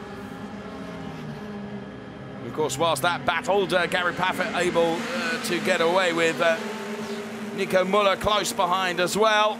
That was nearly a smacked hand, wasn't it? Yes. Mortara just chops across the front of Joey Hand in time. Here it is again. So the BMW with a bit of elbows out, squirms out of the corner. Mortara forced out wide. Dander well and truly up at this point, up the inside line, heading into the Sudkurve, and back he comes through just across the front. Here's the leader. This is Jamie Green on lap 31 of 42, and he continues to lead the way. So Jamie Green then around the Sudkurve and heads towards the timing line. It's Green. And now, there is Matthias Ekstrom. Let's run the clock live on screen for you. Mike Rockenfeller really following in the wheel tracks of Matthias Ekstrom as well. So it's down to 12.6 seconds now. Well, the battle has intensified there. We were talking about it just a moment ago. Mortara run off. Hopefully we'll see a replay of that, but here it comes. Yes. That one was a little more forceful. Yeah, I think Joey Hand came quite a long way back there and clattered away through, didn't he? On pace, certainly, Ekstrom can win this race. It now depends whether or not Audi feel that he should be allowed through come the very end. But actually, it's going to be hard to see Jamie Green being able to repel him on the slower tyre, because Ekstrom will get up onto the back of him. Yes. So Ekstrom should win. The other question is whether Rockenfeller will achieve second place, because again, at the moment, he's got the speed and he's got the tyres to do that. So the prediction potentially then, Ekstrom, Rocky maybe P2, Green maybe down to P3 possibly, yes. But the connotations, it could all work very differently. Of course, we've still got a number of laps to do, and that's a great shame to see the retirement of Eduardo Mortara.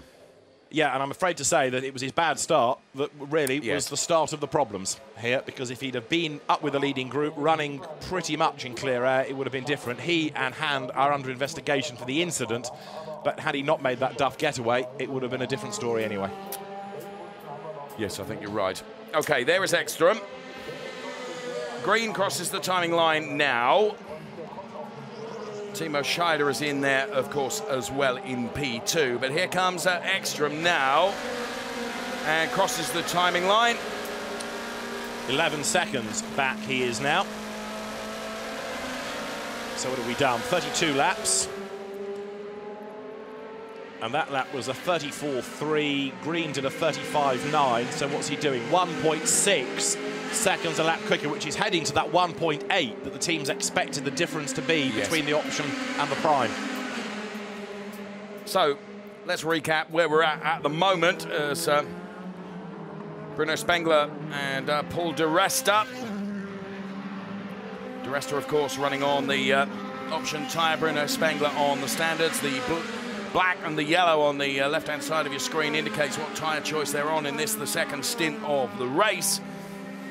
It's green that leads from Timo Scheider, from Ekstrom, Rockenfeller, Farfus is P5, then it's Molina, Wittmann, then it's Di Resta, and Bruno Spengler, and then Danny Ucadella P10. That's the top 10 at the moment, and the way it looks at the moment, lap 32 of 42 here. The grand finale for DTM in 2014. Marco Wittmann, the champion, having already done enough to seal that championship. Here's P7, and now, crucially, Eki is past Timo Scheider, and so too is Mike Rockenfeller. This is it. This is the chase to the flag now, isn't it? So let's see where we fare. At the end of 33 laps, it is 9.7 seconds as they come over the timing line.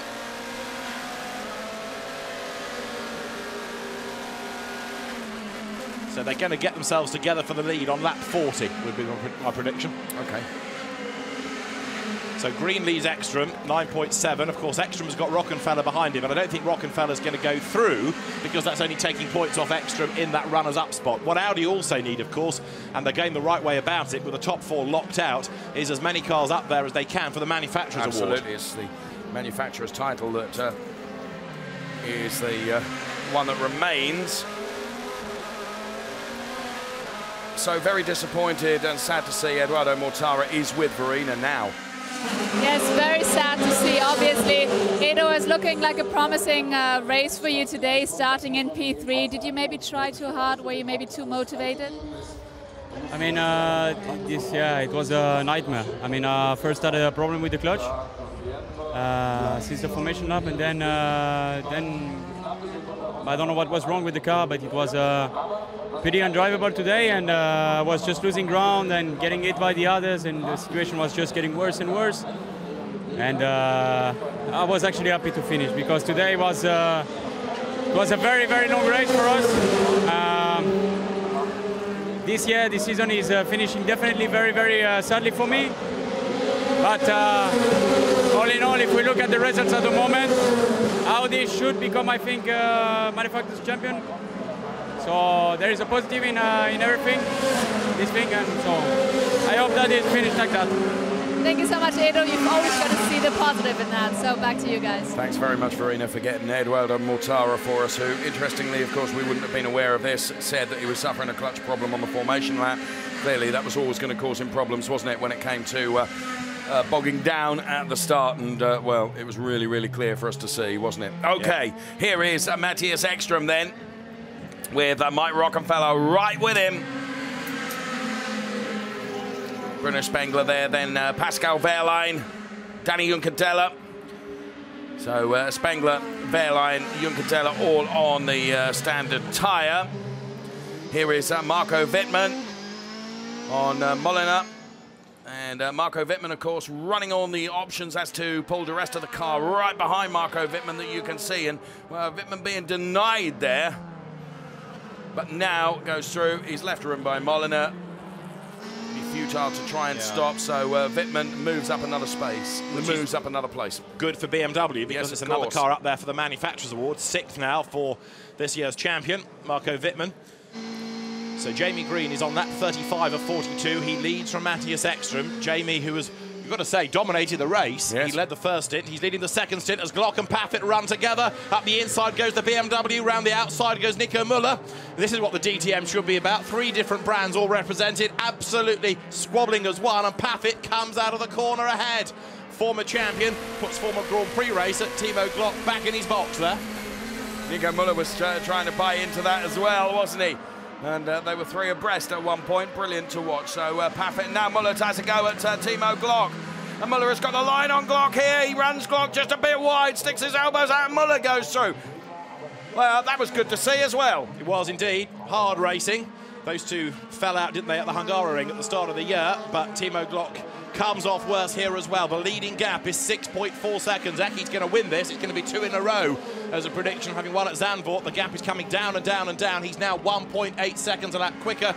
As they're in replay, you see Muller getting through on the inside, elbows out and all. You're going to say Mullered. I'll leave that to you. Right, there, you can see the contact there, and Glock, well, little feel it was hard done by there, but it was a bit physical, but as you've said, it's good, hard racing that we like to see, isn't it? There is Jamie Green, who, well, through the turn 15 he goes, heads towards the Sud curve, and there you can see Matthias Ekström and Mike Rockenfeller chasing very, very hard. Green crosses the timing line. Here comes Matthias Ekström right now, and the margin is down to 4.8. Okay, so he's continuing this pace at 1.6 seconds a lap quicker. So he's going to be up there now on lap 39. He's going to be on the back of Jamie Green by the 39th lap of the 42. Right. And he's going to win because he's got the speed. Yes. Jamie won't be able to stack him up. So I'm afraid to say that Jamie Green is a bit of a sitting duck now. It's not his fault, it's just that Ekström is in a much quicker car thanks to the tyres. That's the replay of Juncker there elbowing his way past Spengler. And that was the battle on track for 13th place. Take that. Well, you see, I actually disagree with you a little bit there. I think the wronged was not the person you said, and that was Juncker just giving a bit back. Well, maybe. I don't think it's over either, though. No, you're probably right. Right, lap 37 of 42. This is Jamie Green looking for a victory this year, and here is the chasing pack, Audi, heading for the Manufacturer Championship title. You can see how it stacks up as the order runs at the moment, so they'll outscore BMW, which is critical. Yes. But Jamie Green will look in the mirror and his heart will sink a little bit because the quicker Ekström Rockenfeller duo is bearing down on him. Yes, and you feel for Green a little bit, don't you? Because it's you know, he's driven faultlessly, hasn't he? Absolutely faultlessly. Particularly if, as we suspect, he managed the rate of degradation on those tyres right at the start of the race by driving more conservatively. Comes over the timing line then. He's got to try and make the option tyres last 22 laps, but I'm still intrigued as to how the others managed to come in on lap 21, not lap 22. But anyway, maybe Audi calculators work differently from others. Up to the approach of the Parabolica they come. The gap is now down to 3.3, and that's Juncker Deyer, who is in the tyres, he's in the gravel, he's in retirement from this race. I wonder. Surely not, no. I wonder. Very odd position for him to be in there as well, isn't it? Yes, we'll get a replay, no doubt, in a moment, but he's that really cleared the gravel, hasn't he? DRS is disabled while this car is off the road, and the safety car is deployed. The safety car is deployed, and that means that Jamie Green's advantage, such as it was, will disappear. It's gone. Now, that safety car, you've got to say, is not looking terribly deployed yet, but the message has gone up on the timing screen. It was completely on his own. On his own. Completely on his own. So we're on lap 38. The message about the safety car goes to the timing screens. It will be released and pick up Jamie Green this time. Big, big frustration. And as Dieter Gass alluded to before the race started, given developments in Formula One of late, if there's going to be a car recovered, the race director, very much under the spotlight, will take no chances. Going to throw a safety, isn't he? Yeah. And that's completely understandable. So Jamie Green there goes over the timing line. Matthias Ekström is second. He's 2.1 seconds behind. Well, thanks to the safety car, he's going to get onto the back of his Audi Mark mate a little bit sooner than I was predicting, but I think the result is going to be inevitable nonetheless. I think you're right. What this does put us onto now is lap 39. How long is this safety car period going to be? Now, behind Rockenfeller, you've got Scheider on the primes and Wittmann on the options. The real beneficiary of this is Wittmann for the podium. We'll see. We will see. also dependent is how quickly they'll recover the Juncadella car. Yes. I am assuming we go racing again, yes. Well, I'm sure we will. The snatch vehicle, I can see from our comms booth position, high in the main grandstand. The crane is already there, so don't think it's going to be long. Under investigation, the incident between cars number 9 and 19, without even looking, we know that's going to be Bruno Spengler and Danny Juncadella. You don't miss much, do you? Right? You're there. So the safety car heads the field now into the Mercedes tribune, and there is the Mercedes that is being extricated from the gravel swiftly, which is good news in terms of going racing once again, but of course the whole field will stack up. So you've got Wittmann in 5th place, who is going to be on the options. You've got Paul Di Resta, 6th on the options. So actually, the last, what are we going to get, 3 laps, maybe 2 laps, could turn out to be a real barnstormer. And Ekstrom's win, in quotes, is less assured now than it was before the safety car. Yes. But he's going to have some support all around him, isn't he? He is, yeah. But Daniel Juncadella could have just done Marco Wittmann and Paul Di Resta, who's a Mercedes driver, a bit of a favour.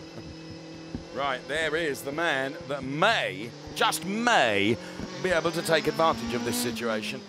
Marco Wittmann. Is the car coming in this lap? No, lights are still on, aren't they? Yes, and it's missed the pit in anyway, so it's going to do one more. Pit exit is closed anyway, as Juncadella's car is off the track, so we should be able to go back to racing this time. Jamie Green would quite like this to end behind the safety car. Of course he would. We are on lap number 40. 3 laps to go. At best, it's going to be 2 racing laps, isn't it? Going to be a bit busy, isn't it? Yes. So Matthias Ekstrom running in 2nd place, hoping that he's going to be able to find a way through. He should be, because his tyres are the better option, the faster tyres, and put him into the lead. Now, the thing is here, Green, okay, will try and back them all up. Yeah. But, of course, Bay, in so doing, I just wonder whether Wittmann is going to be the real beneficiary here. We need to see it played out, don't we? It's got to happen, hasn't it? Wittmann has got the pace to get past Scheider. Yes. And he's a 2nd back, but they're going to be nose to tail on the restart. The question is how easy he'll get, or how quickly he can get past Rockenfeller. And Rockenfeller now is going to be the more important driver, perhaps, because he's got to defend from Wittmann. They're on comparable tyres. They're both on the option tyre. So if Rockenfeller defends, that helps Ekstrom. He'll then get ahead of Green. Yes. But Rockenfeller has the pace to get ahead of Green. We'll go racing this lap, by the way. The safety car is due in this time. So Rockenfeller should jump Jamie Green. Can Jamie hang on to a podium place and keep Wittmann behind him? Okay.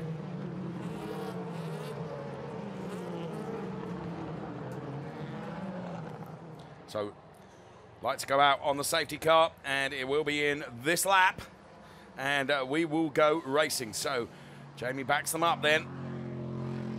You know, the best he can hope out of this is a podium, isn't it? As he floors it now and gets away. Futile, really, because of course he's on the option tyres, and Ecke and Rockenfeller are on the option tyres. Yeah, Jamie Green is on the standard tyre. Yeah. Timo Scheider on the standard tyre as well. And here we go. Wittmann, of course, on the option, as to Paul Di Resta. Right, let's go racing once again. As Matthias Ekstrom just lines up Jamie Green, doesn't he? Bit of weaving there from Jamie. Marco Wittmann sniffs the opportunity, doesn't he? Scheider dropping away from Rockenfeller, which is partly due to the tyres and partly due to him defending anyway. But here comes Wittmann up the inside, and he's going to do it through for 4th. And look, Di Resta is through as well. Yes. Di Resta is on the options, and he cuts across the front of Scheider, and Di Resta lines up to have a go at Wittmann because he's got the momentum. Whoa. Here they come. The Mercedes will be ahead, but on the wrong line for the hairpin. This is going to be very exciting going into the hairpin, because we've got Paul Di Resta and Marco Wittmann fighting, and now up the inside goes Matthias Ekstrom on Jamie Green. There's no surprise, really. Mike Rockenfeller, he's not quite close enough to do it, but in the mix behind. I think Di Resta had managed to stay ahead of Wittmann going into the hairpin. And Farfus is trying to get back into that mix as well. Ekstrom leads the way then. Jamie Green runs 2nd, Mike Rockenfeller is 3rd, and then look at the gap back, because you've got Di Resta 4th, Wittmann is 5th, Scheider is 6th, and Farfus is 7th. So here comes Matthias Ekström, the race leader. Jamie Green still not been passed by Mike Rockenfeller. Then we see Paul de Resta on an absolute charge now, who's managed to get past Marco Wittmann, as we saw at the hairpin. Here comes Mike Rockenfeller.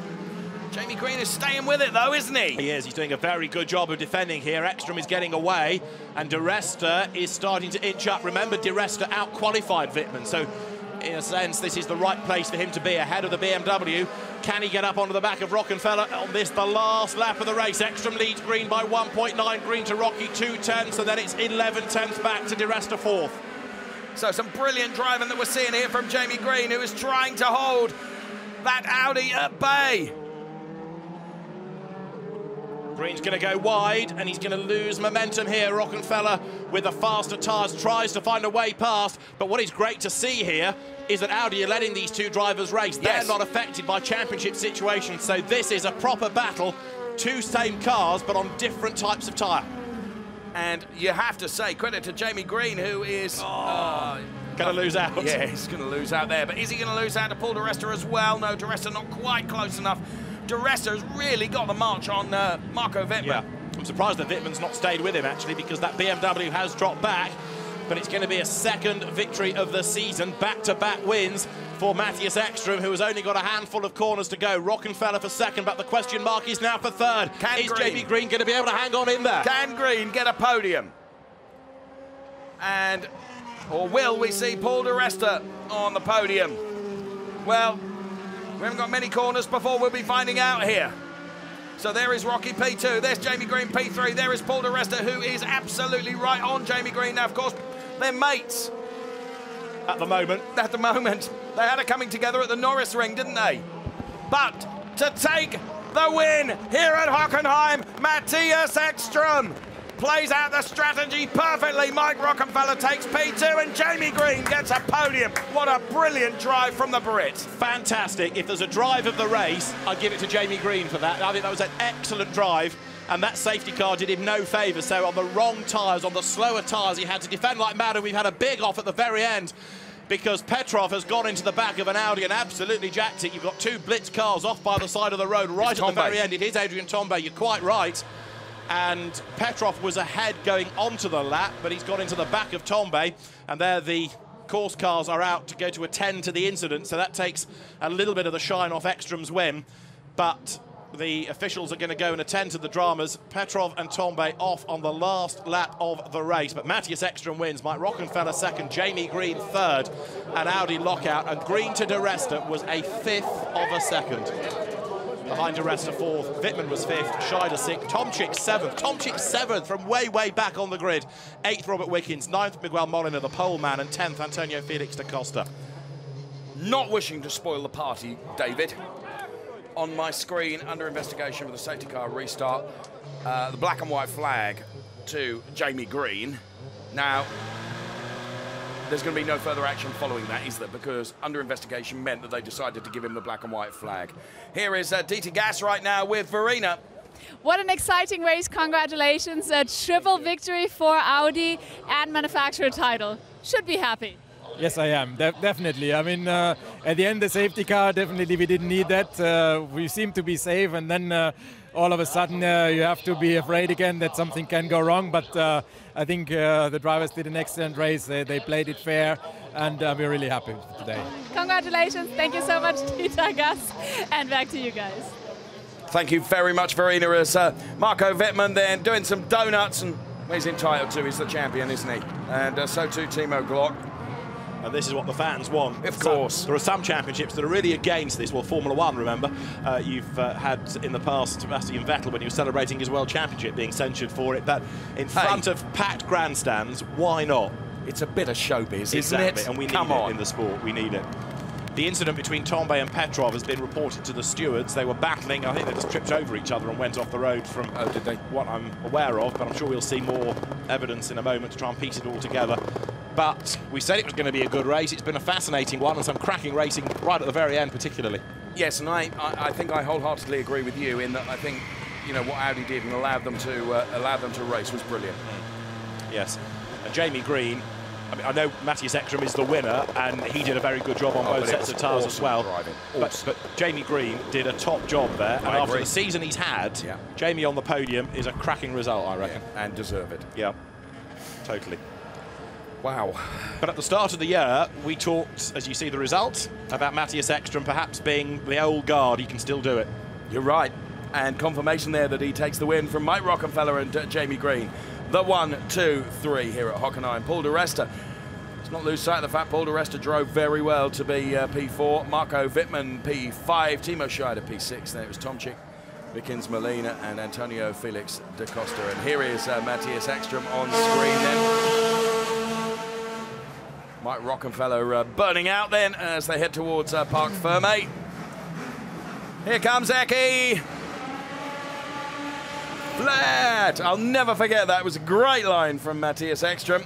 Here comes Jamie Green as well. And the rest of the cars go to the Parc Fermé on the track. Matthias Ekstrom has to be weighed, first of all.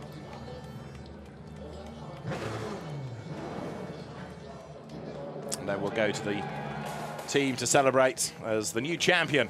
Marco Wittmann, who will go to the podium, of course, clambers out of the car. He won it 2 races ago in style at the Lausitz-Ring, but there were more celebrations, and he came home in the end in 5th position.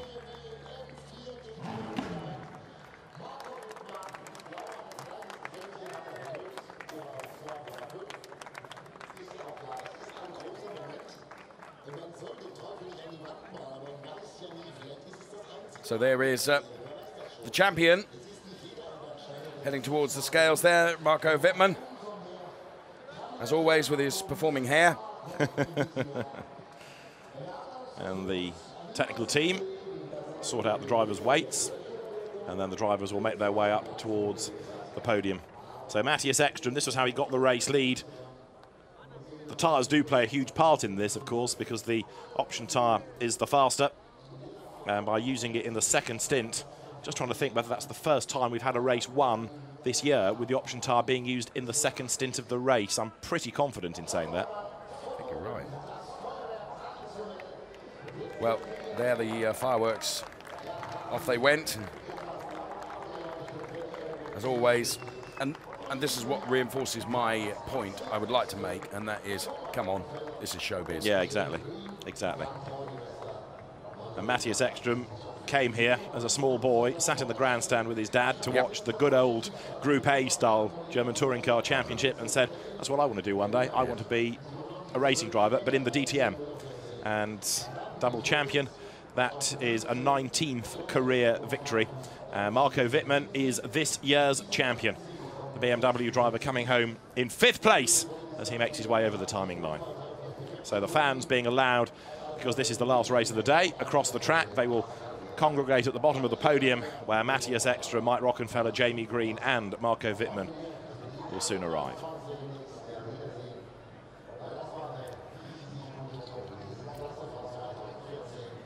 So several shots, as you would expect, of the timing line being there is the champion, Marco Wittmann. And the fireworks that accompanied the finish, just as noisy and just as colourful as last year, if a little less smoky, as I recall. Well, everybody on the Audi pit wall is pleased. Hans Moser is there, Wolfgang Ulrich congratulates him, and Matthias Ekstrom, under the smoke and under the fireworks, blasts over the timing line to score another victory.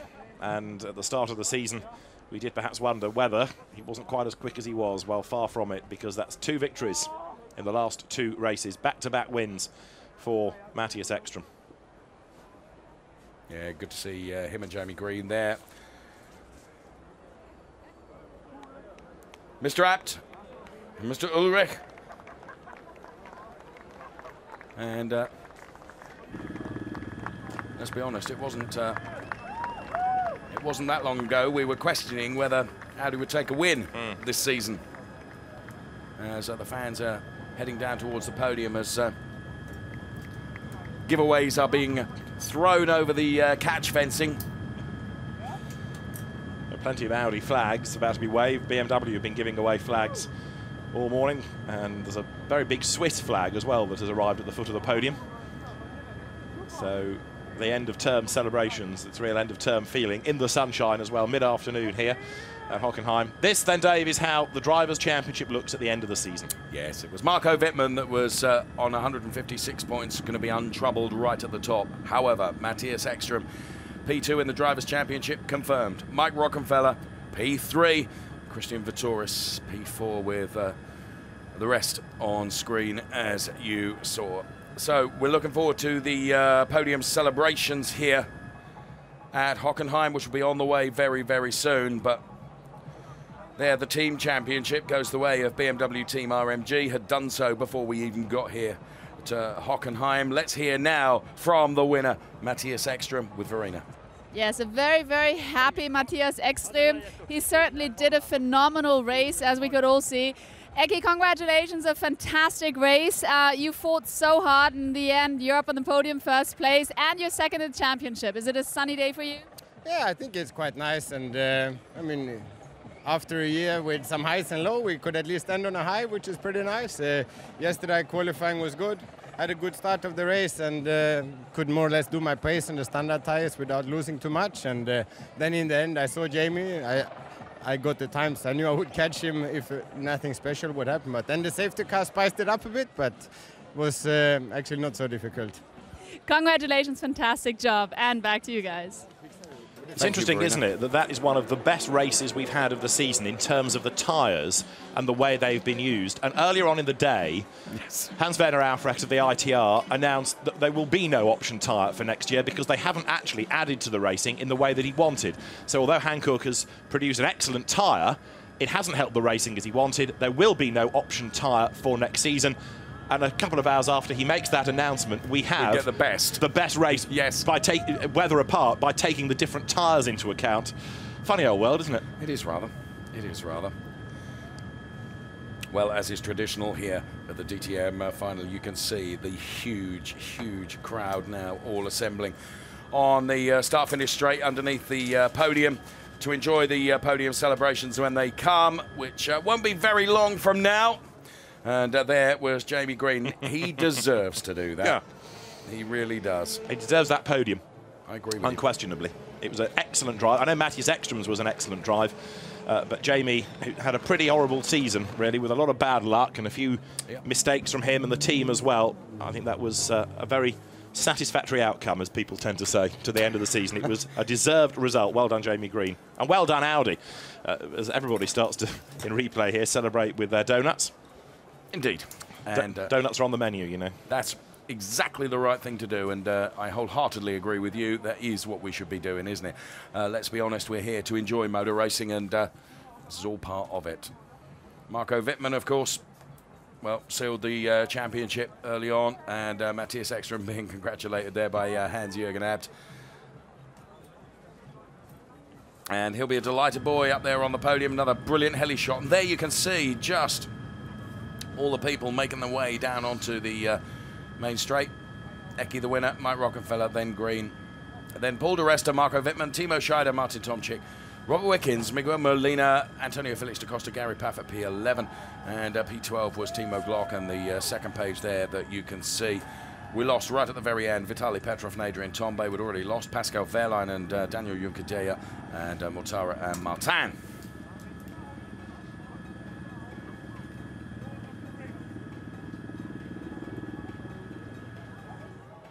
So the drivers are making the way up to the podium.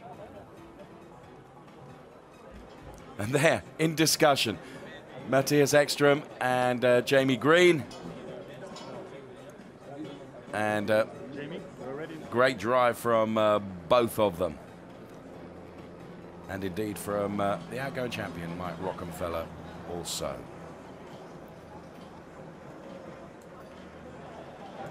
And just look at that audience that awaits them on the podium. DTM 2014, Danke fans, thank you.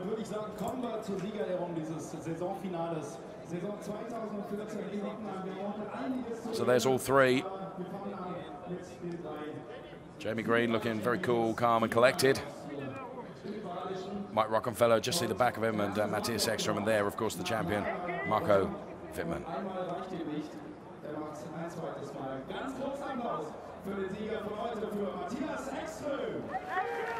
So out towards the podium goes Matthias Ekström. And he'll love this. He will love it. The huge crowds below. Mike Rockenfeller. And here comes Jamie Green.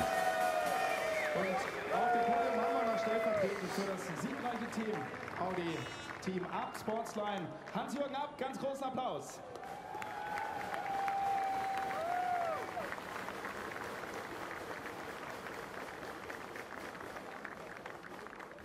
So also there, Hans-Jürgen Up, Manfred Sandbichler from Hankook Tires as well. Des Siegers Matthias Ekström zur schwedischen Nationalhymne.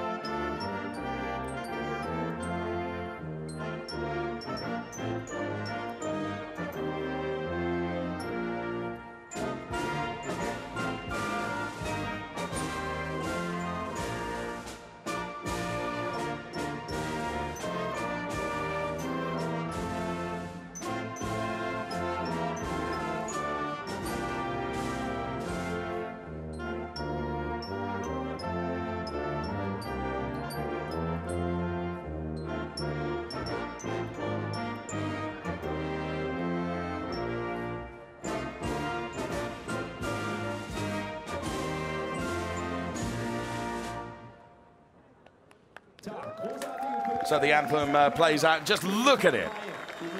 It's great to see, isn't it? Because the DTM has earlier today announced that it's listening to its fans and it's going to get rid of what Hans-Werner Aufrecht refers to as green table victories, where people in a boardroom control things, and too many computers as well. And he thinks it should go back to behind the steering wheel as the key area that the race has decided, and he's absolutely right. And Matthias Ekström, who's been through different versions of the DTM, he's driven different specs of car, he gets the winner's trophy. Hans-Jürgen Abt gets the team's trophy from Manfred Sandbichler of Hankook. But it could be that next year we go into a less aero-dependent and less manufacturer-determined period for the DTM, and the real stars go back to being the drivers, as Mike Rockenfeller receives his trophy for second place. The outgoing champion ends his season winless, but on the podium at least. Dieter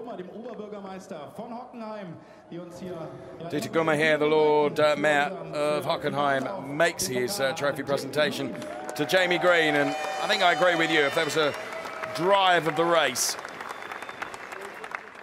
good race from Jamie Green, and great that he managed to get a podium. And the perfect podium for Audi as well.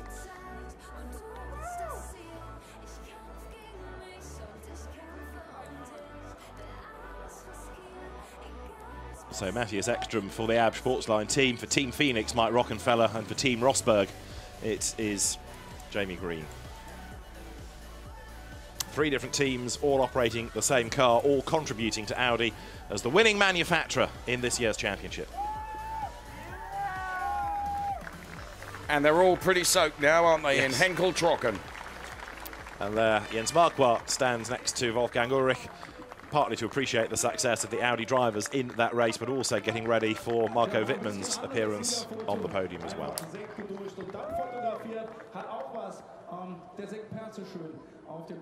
No more spraying, time for a glug of the fizz and photographs to be taken, and then the drivers will make their way to the press conference.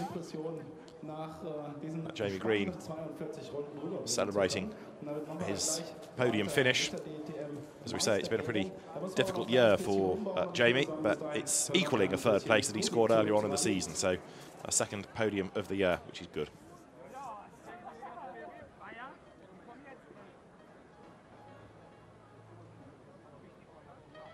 Well, a race that played out in the sunshine as Hans-Jürgen Abt tries to drive.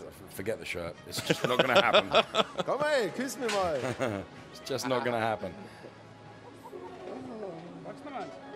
An earlier podium ceremony today, Jean Alesi, former DTM star, and his shirt well and truly soaked as we look at the championship winning car of Marco Wittmann.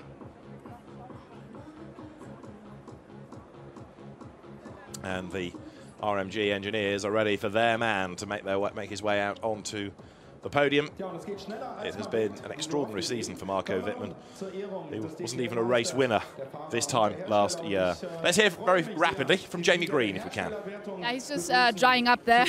Jamie, you certainly did a flawless race. It looked like it the whole time. You were fighting and fighting and fighting. In the end, it only... All right, then. Cheers, Jamie.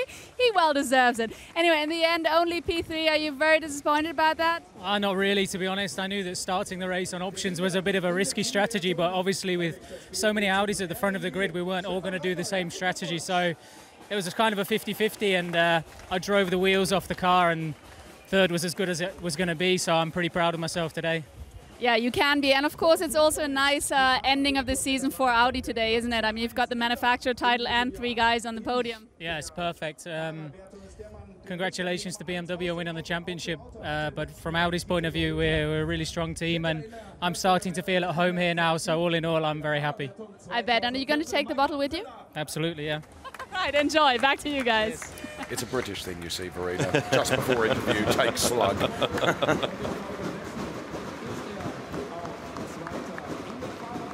Well, Mike Rockenfeller is back on the podium because he's third in the championship. The championship runner-up is Matthias Ekström. Gets a thump from Dieter Gas as he walks past. And there is no need to remind you who's on the top step of the podium. He is champion. Marco Wittmann. He goes to the top step. His season has been utterly remarkable. And as the BMW flags fly, Marco Wittmann is the DTM champion.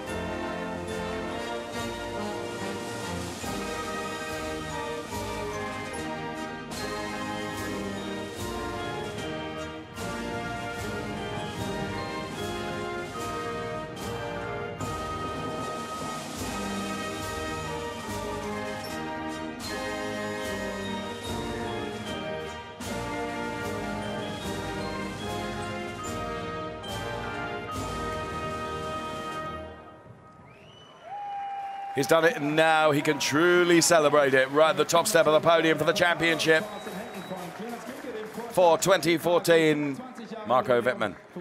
Clemens Klinker, then the board member from Dekra AEG, makes the trophy presentation to Dieter Gas.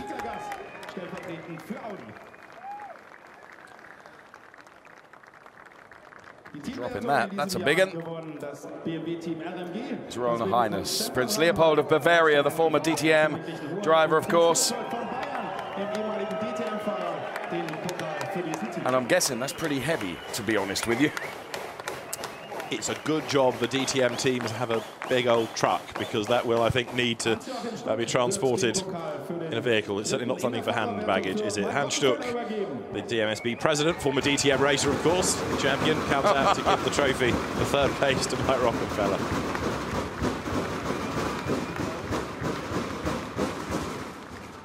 Aus den Händen des Senior Vice President der Deutschen Post, Herr Axel Wursthorn, der Platz für den Zweitplatzierten. Axel Wursthorn, the Senior Vice President. Deutsche Post then makes the trophy presentation to Matthias Ekström. Und zu guter Letzt von Dr. Volkmar Denner, dem Vorsitzenden der Geschäftsführung der Robert Bosch GmbH, And here comes the big für one. den DTM-Champion 2014. Ein Riesapplaus für Dr. Volkmar Denner, chairman of the board, Robert Bosch GmbH, presents the trophy to the champion for 2014, Marco Wittmann.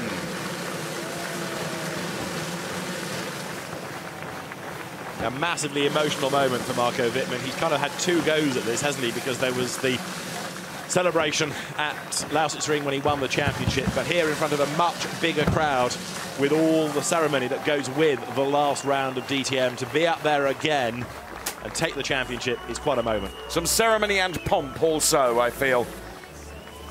And he is the champion, and I think now it really sinks in, as you say, because he's got the huge crowd in front of him. A very unassuming young man. He is. And three champions, past and present, are there. Yes. Wittmann, Ekstrom, Rockenfeller. Stefan Reinhold from the RMG team is on the receiving end as well. And a selfie for Matthias Ekstrom and Dieter Gass. That's great. That's great. He remains a great character, Matthias Yes, Ekstrom, he does. And he's exactly what the DTM needs. Been a loyal Audi servant through thick and thin, and this season he's had his bad days for sure, but he's had his good ones, and this is the second of them with another victory. Yes. But Marco Wittmann, who is there now, towel in hand, is the champion and makes his way up to the top step of the podium once again for more photographs, I think, to be taken. Well, it's fantastic, and it's such a colourful spectacle, and it's so enjoyable. And well, been a hard season, but well, this man has done such a great job. We cannot deny just how dominant Marco Wittmann has been over the 2014 season. And there, through the smoke of the fireworks, ironically, he had a really, you know, his qualifying this weekend was not as good as it has been, and you know, we're used to seeing him right up at the front, aren't we? And it was a hard charge for Marco Wittmann today. It was. I'm surprised that he didn't do a little bit better after that restart. I was predicting him for the podium. In fairness, because of the defence that Jamie Green put up, nor did Paul de Resta get onto the podium. No. But I'm a little bit surprised that Wittmann's car was still underachieving and he lost out to the Mercedes. De Resta was absolutely flying, wasn't he? Another lap and he'd have been there. Yes. Well,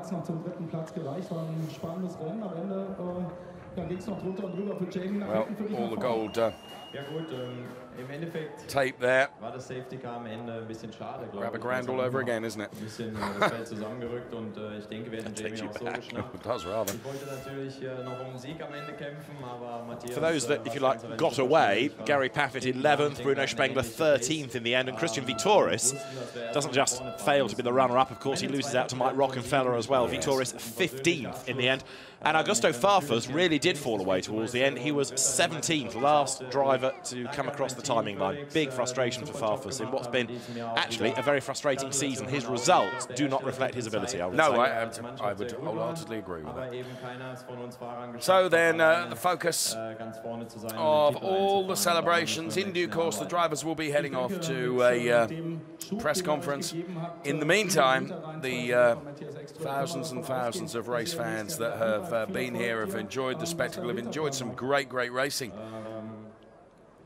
today right across the program.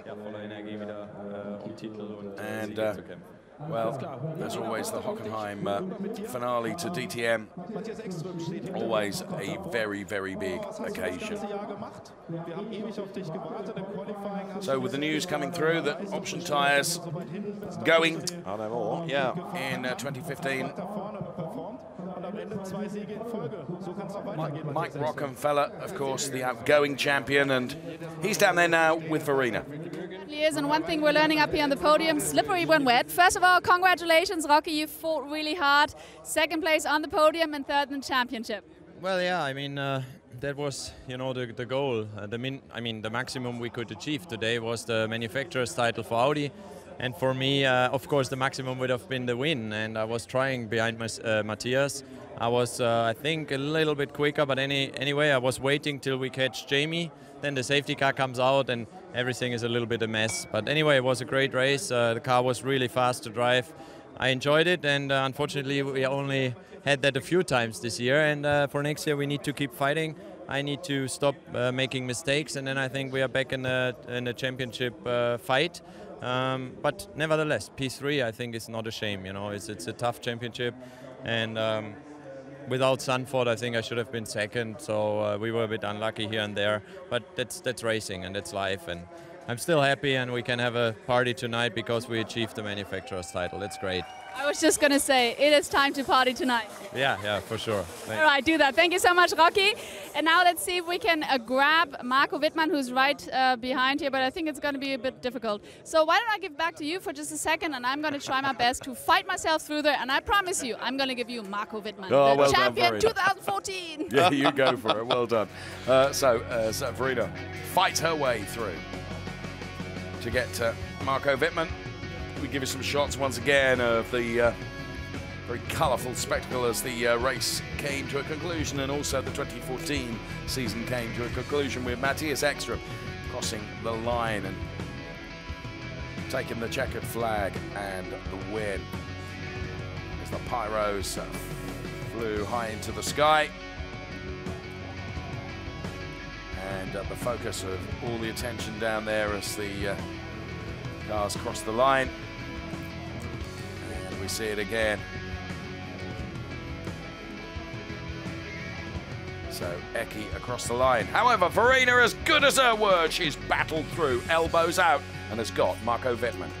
Yep, and I've got pointy elbows, that's for sure. Here he is, the DTM champ 2014, Marco Wittmann, soaking wet and so happy. Congratulations once again. How does it feel? Just great. I mean, really now to stand here on the podium, to get the trophies, that's really something special. To see all the fans on the racetrack, that's an unbelievable moment for me, a dream coming true. Always worked hard since I was 6 really to achieve that, and today is a day, and this is a moment which I will never forget. I bet, and quite frankly, it is different to be standing up here now rather than, I mean, you've already known that you're champion since quite a few races, but I guess here with an amazing atmosphere at the Hockenheim ring, it really is more goosebumps, isn't it? Yeah, definitely. I mean, it's really a special moment, really at the end to have the trophy in the hands, to get this prize giving, that's another special emotional moment. So do party hard tonight. Thank you so much. Congratulations, the DTM champ 2014, Marco Wittmann. Back to you. Thanks, Verena, very much. Yes, party hard tonight, Marco Wittmann. Matthias Ekström may well do the same, because he'll be delighted with that win. I was just thinking about the age spectre across the podium there. You know, you got Matthias Ekström, Mike Rockenfeller, and Marco Wittmann. And we've been saying, and we said, you know, at the beginning of the season, how it's more difficult for the old guard, you know, and the youngsters coming through. But it's great to see that, and I know you made the point earlier that, you know, Matthias Ekström can still cut it. Absolutely, yes. And so too Mike Rockenfeller. He admits he's made a few mistakes this year. But he's always very humble, isn't he? In Russia, yeah. He is. And he's honest as well, and he accepts his shortcomings. There aren't many of them, but if he does make a mistake, he'll put his hands up to it, both in terms of DTM and also when he was, for example, in his first year at Le Mans for Audi, and he crashed the car, and people said, oh, that's the end of him for Audi, but the relationship has been a good one, and Mike Rockenfeller, a very quick sports car racer as well as a DTM racer and outgoing champion. And Marco Wittmann, is he going to be retained by BMW for the DTM, or would they perhaps think in a year or two maybe about moving him into a sports car project? It's interesting to see what BMW has, but next year's DTM may well have 1 or 2 new faces, certainly by the inference of today's press release, 1 or 2 tweaks to the regulations, and who knows, maybe even a different race format. You never know, because the ITR has said it is listening to the fans, and so when it starts at Hockenheim next season, things could look rather different. But we know it's going to be Mercedes, BMW and Audi on the grid, and Audi and Mercedes in particular are going to have to go all out to stop the hugely successful BMW Wittmann steamroller. Yes, and it will be interesting next season. And we await those developments, of course. You know, you keep checking the DTM website. That will carry all the information in the closed season as it is between now and the start of season 2015. All the information will be there at DTM.com. In the meantime, we get some fantastic shots of the crowd here who have been served some reasonable fare today. A very good DTM race, fascinating one as well, as you saw the different strategies play out. But really, for the first time, you had cars from the front of the grid doing different things on the strategy. Normally, when we look at a quick car in the second part of the stint, it's second part of the race, it is one that started a fair few rows back on the grid, so it doesn't have the natural pace anyway. But to have it with Ekstrom from the front of the grid really made that race. And it's a shame that Mortara had all of his strife, because he from P3 on the grid also, of course, would have ended up on the option tyre. And that would have been a really interesting situation between those two. We had it with Rockenfeller, of course, but throw Mortara into that mix as well, it could have been absolutely superb. I think you're right. You'll forgive us for indulging in the shots here, but deservedly so, because it's the end of a long, hard season, although seemingly it's gone very, very quickly. And behind all the three drivers that stand up there, of course, all the teams have their own engineers and staff that work very, very hard in making it happen. And, well, many of those will be enjoying parties tonight also. Some great shots there. Ekstrom. He's very keen on that, isn't he? He is. I don't know how many he's got. Well, if you go to Twitter in about a minute, you'll probably put them all up there. But Marco Wittmann is the man of the season, unquestionably. 4 times a race winner. Hadn't had a win up until this year. He's had 4 of them, and he's had the championship as well. And how often have we talked about his BMW being at the pointy end of the grid and no other BMWs being up there? You're absolutely right. There, great, great shot of the Hockenheim circuit here, and the various parts to it. And something I've never done, and I really must make amends, is head towards the skid pan that's here at Hockenheim and have a go on there. I quite fancy that. So press conference on its way. Before then, the DTM song.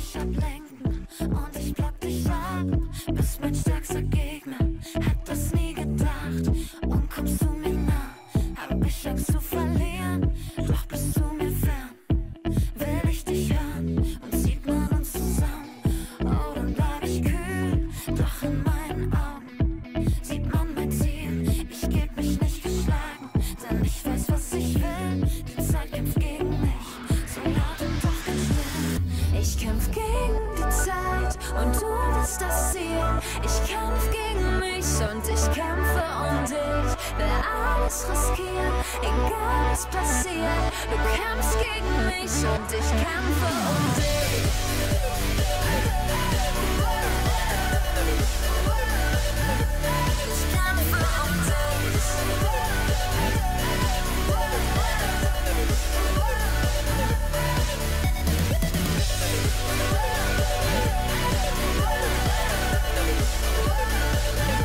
Ich kämpfe um dich.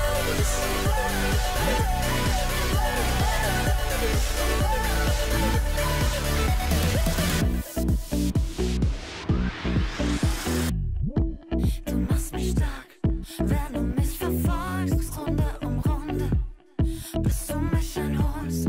Bleib an deiner Seite, egal wo lang es geht. Komm aus deinem Schatten, wenn sich die Chance bietet. Du nebelst meine Sinne wie eine Wolke Staub. Und wenn ich vor dir bin, sind die Gefühle taub. Du bist mein Rivale, bist mein bester Freund. Wir können nicht verlieren, wir würden es bereuen. Ich kämpf gegen die Zeit und du bist das Ziel. Ich kämpf gegen mich und ich kämpfe um dich. Wer alles riskiert, egal was passiert, du kämpfst gegen mich und ich kämpfe um dich.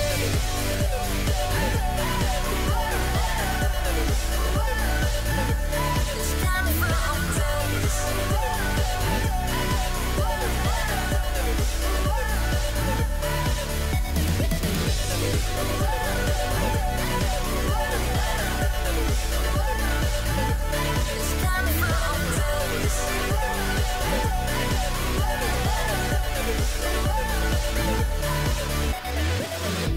Noch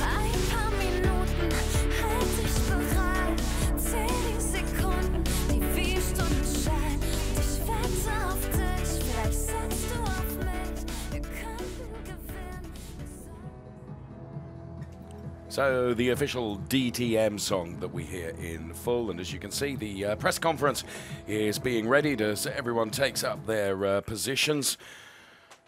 And doubtless Matthias Ekström there is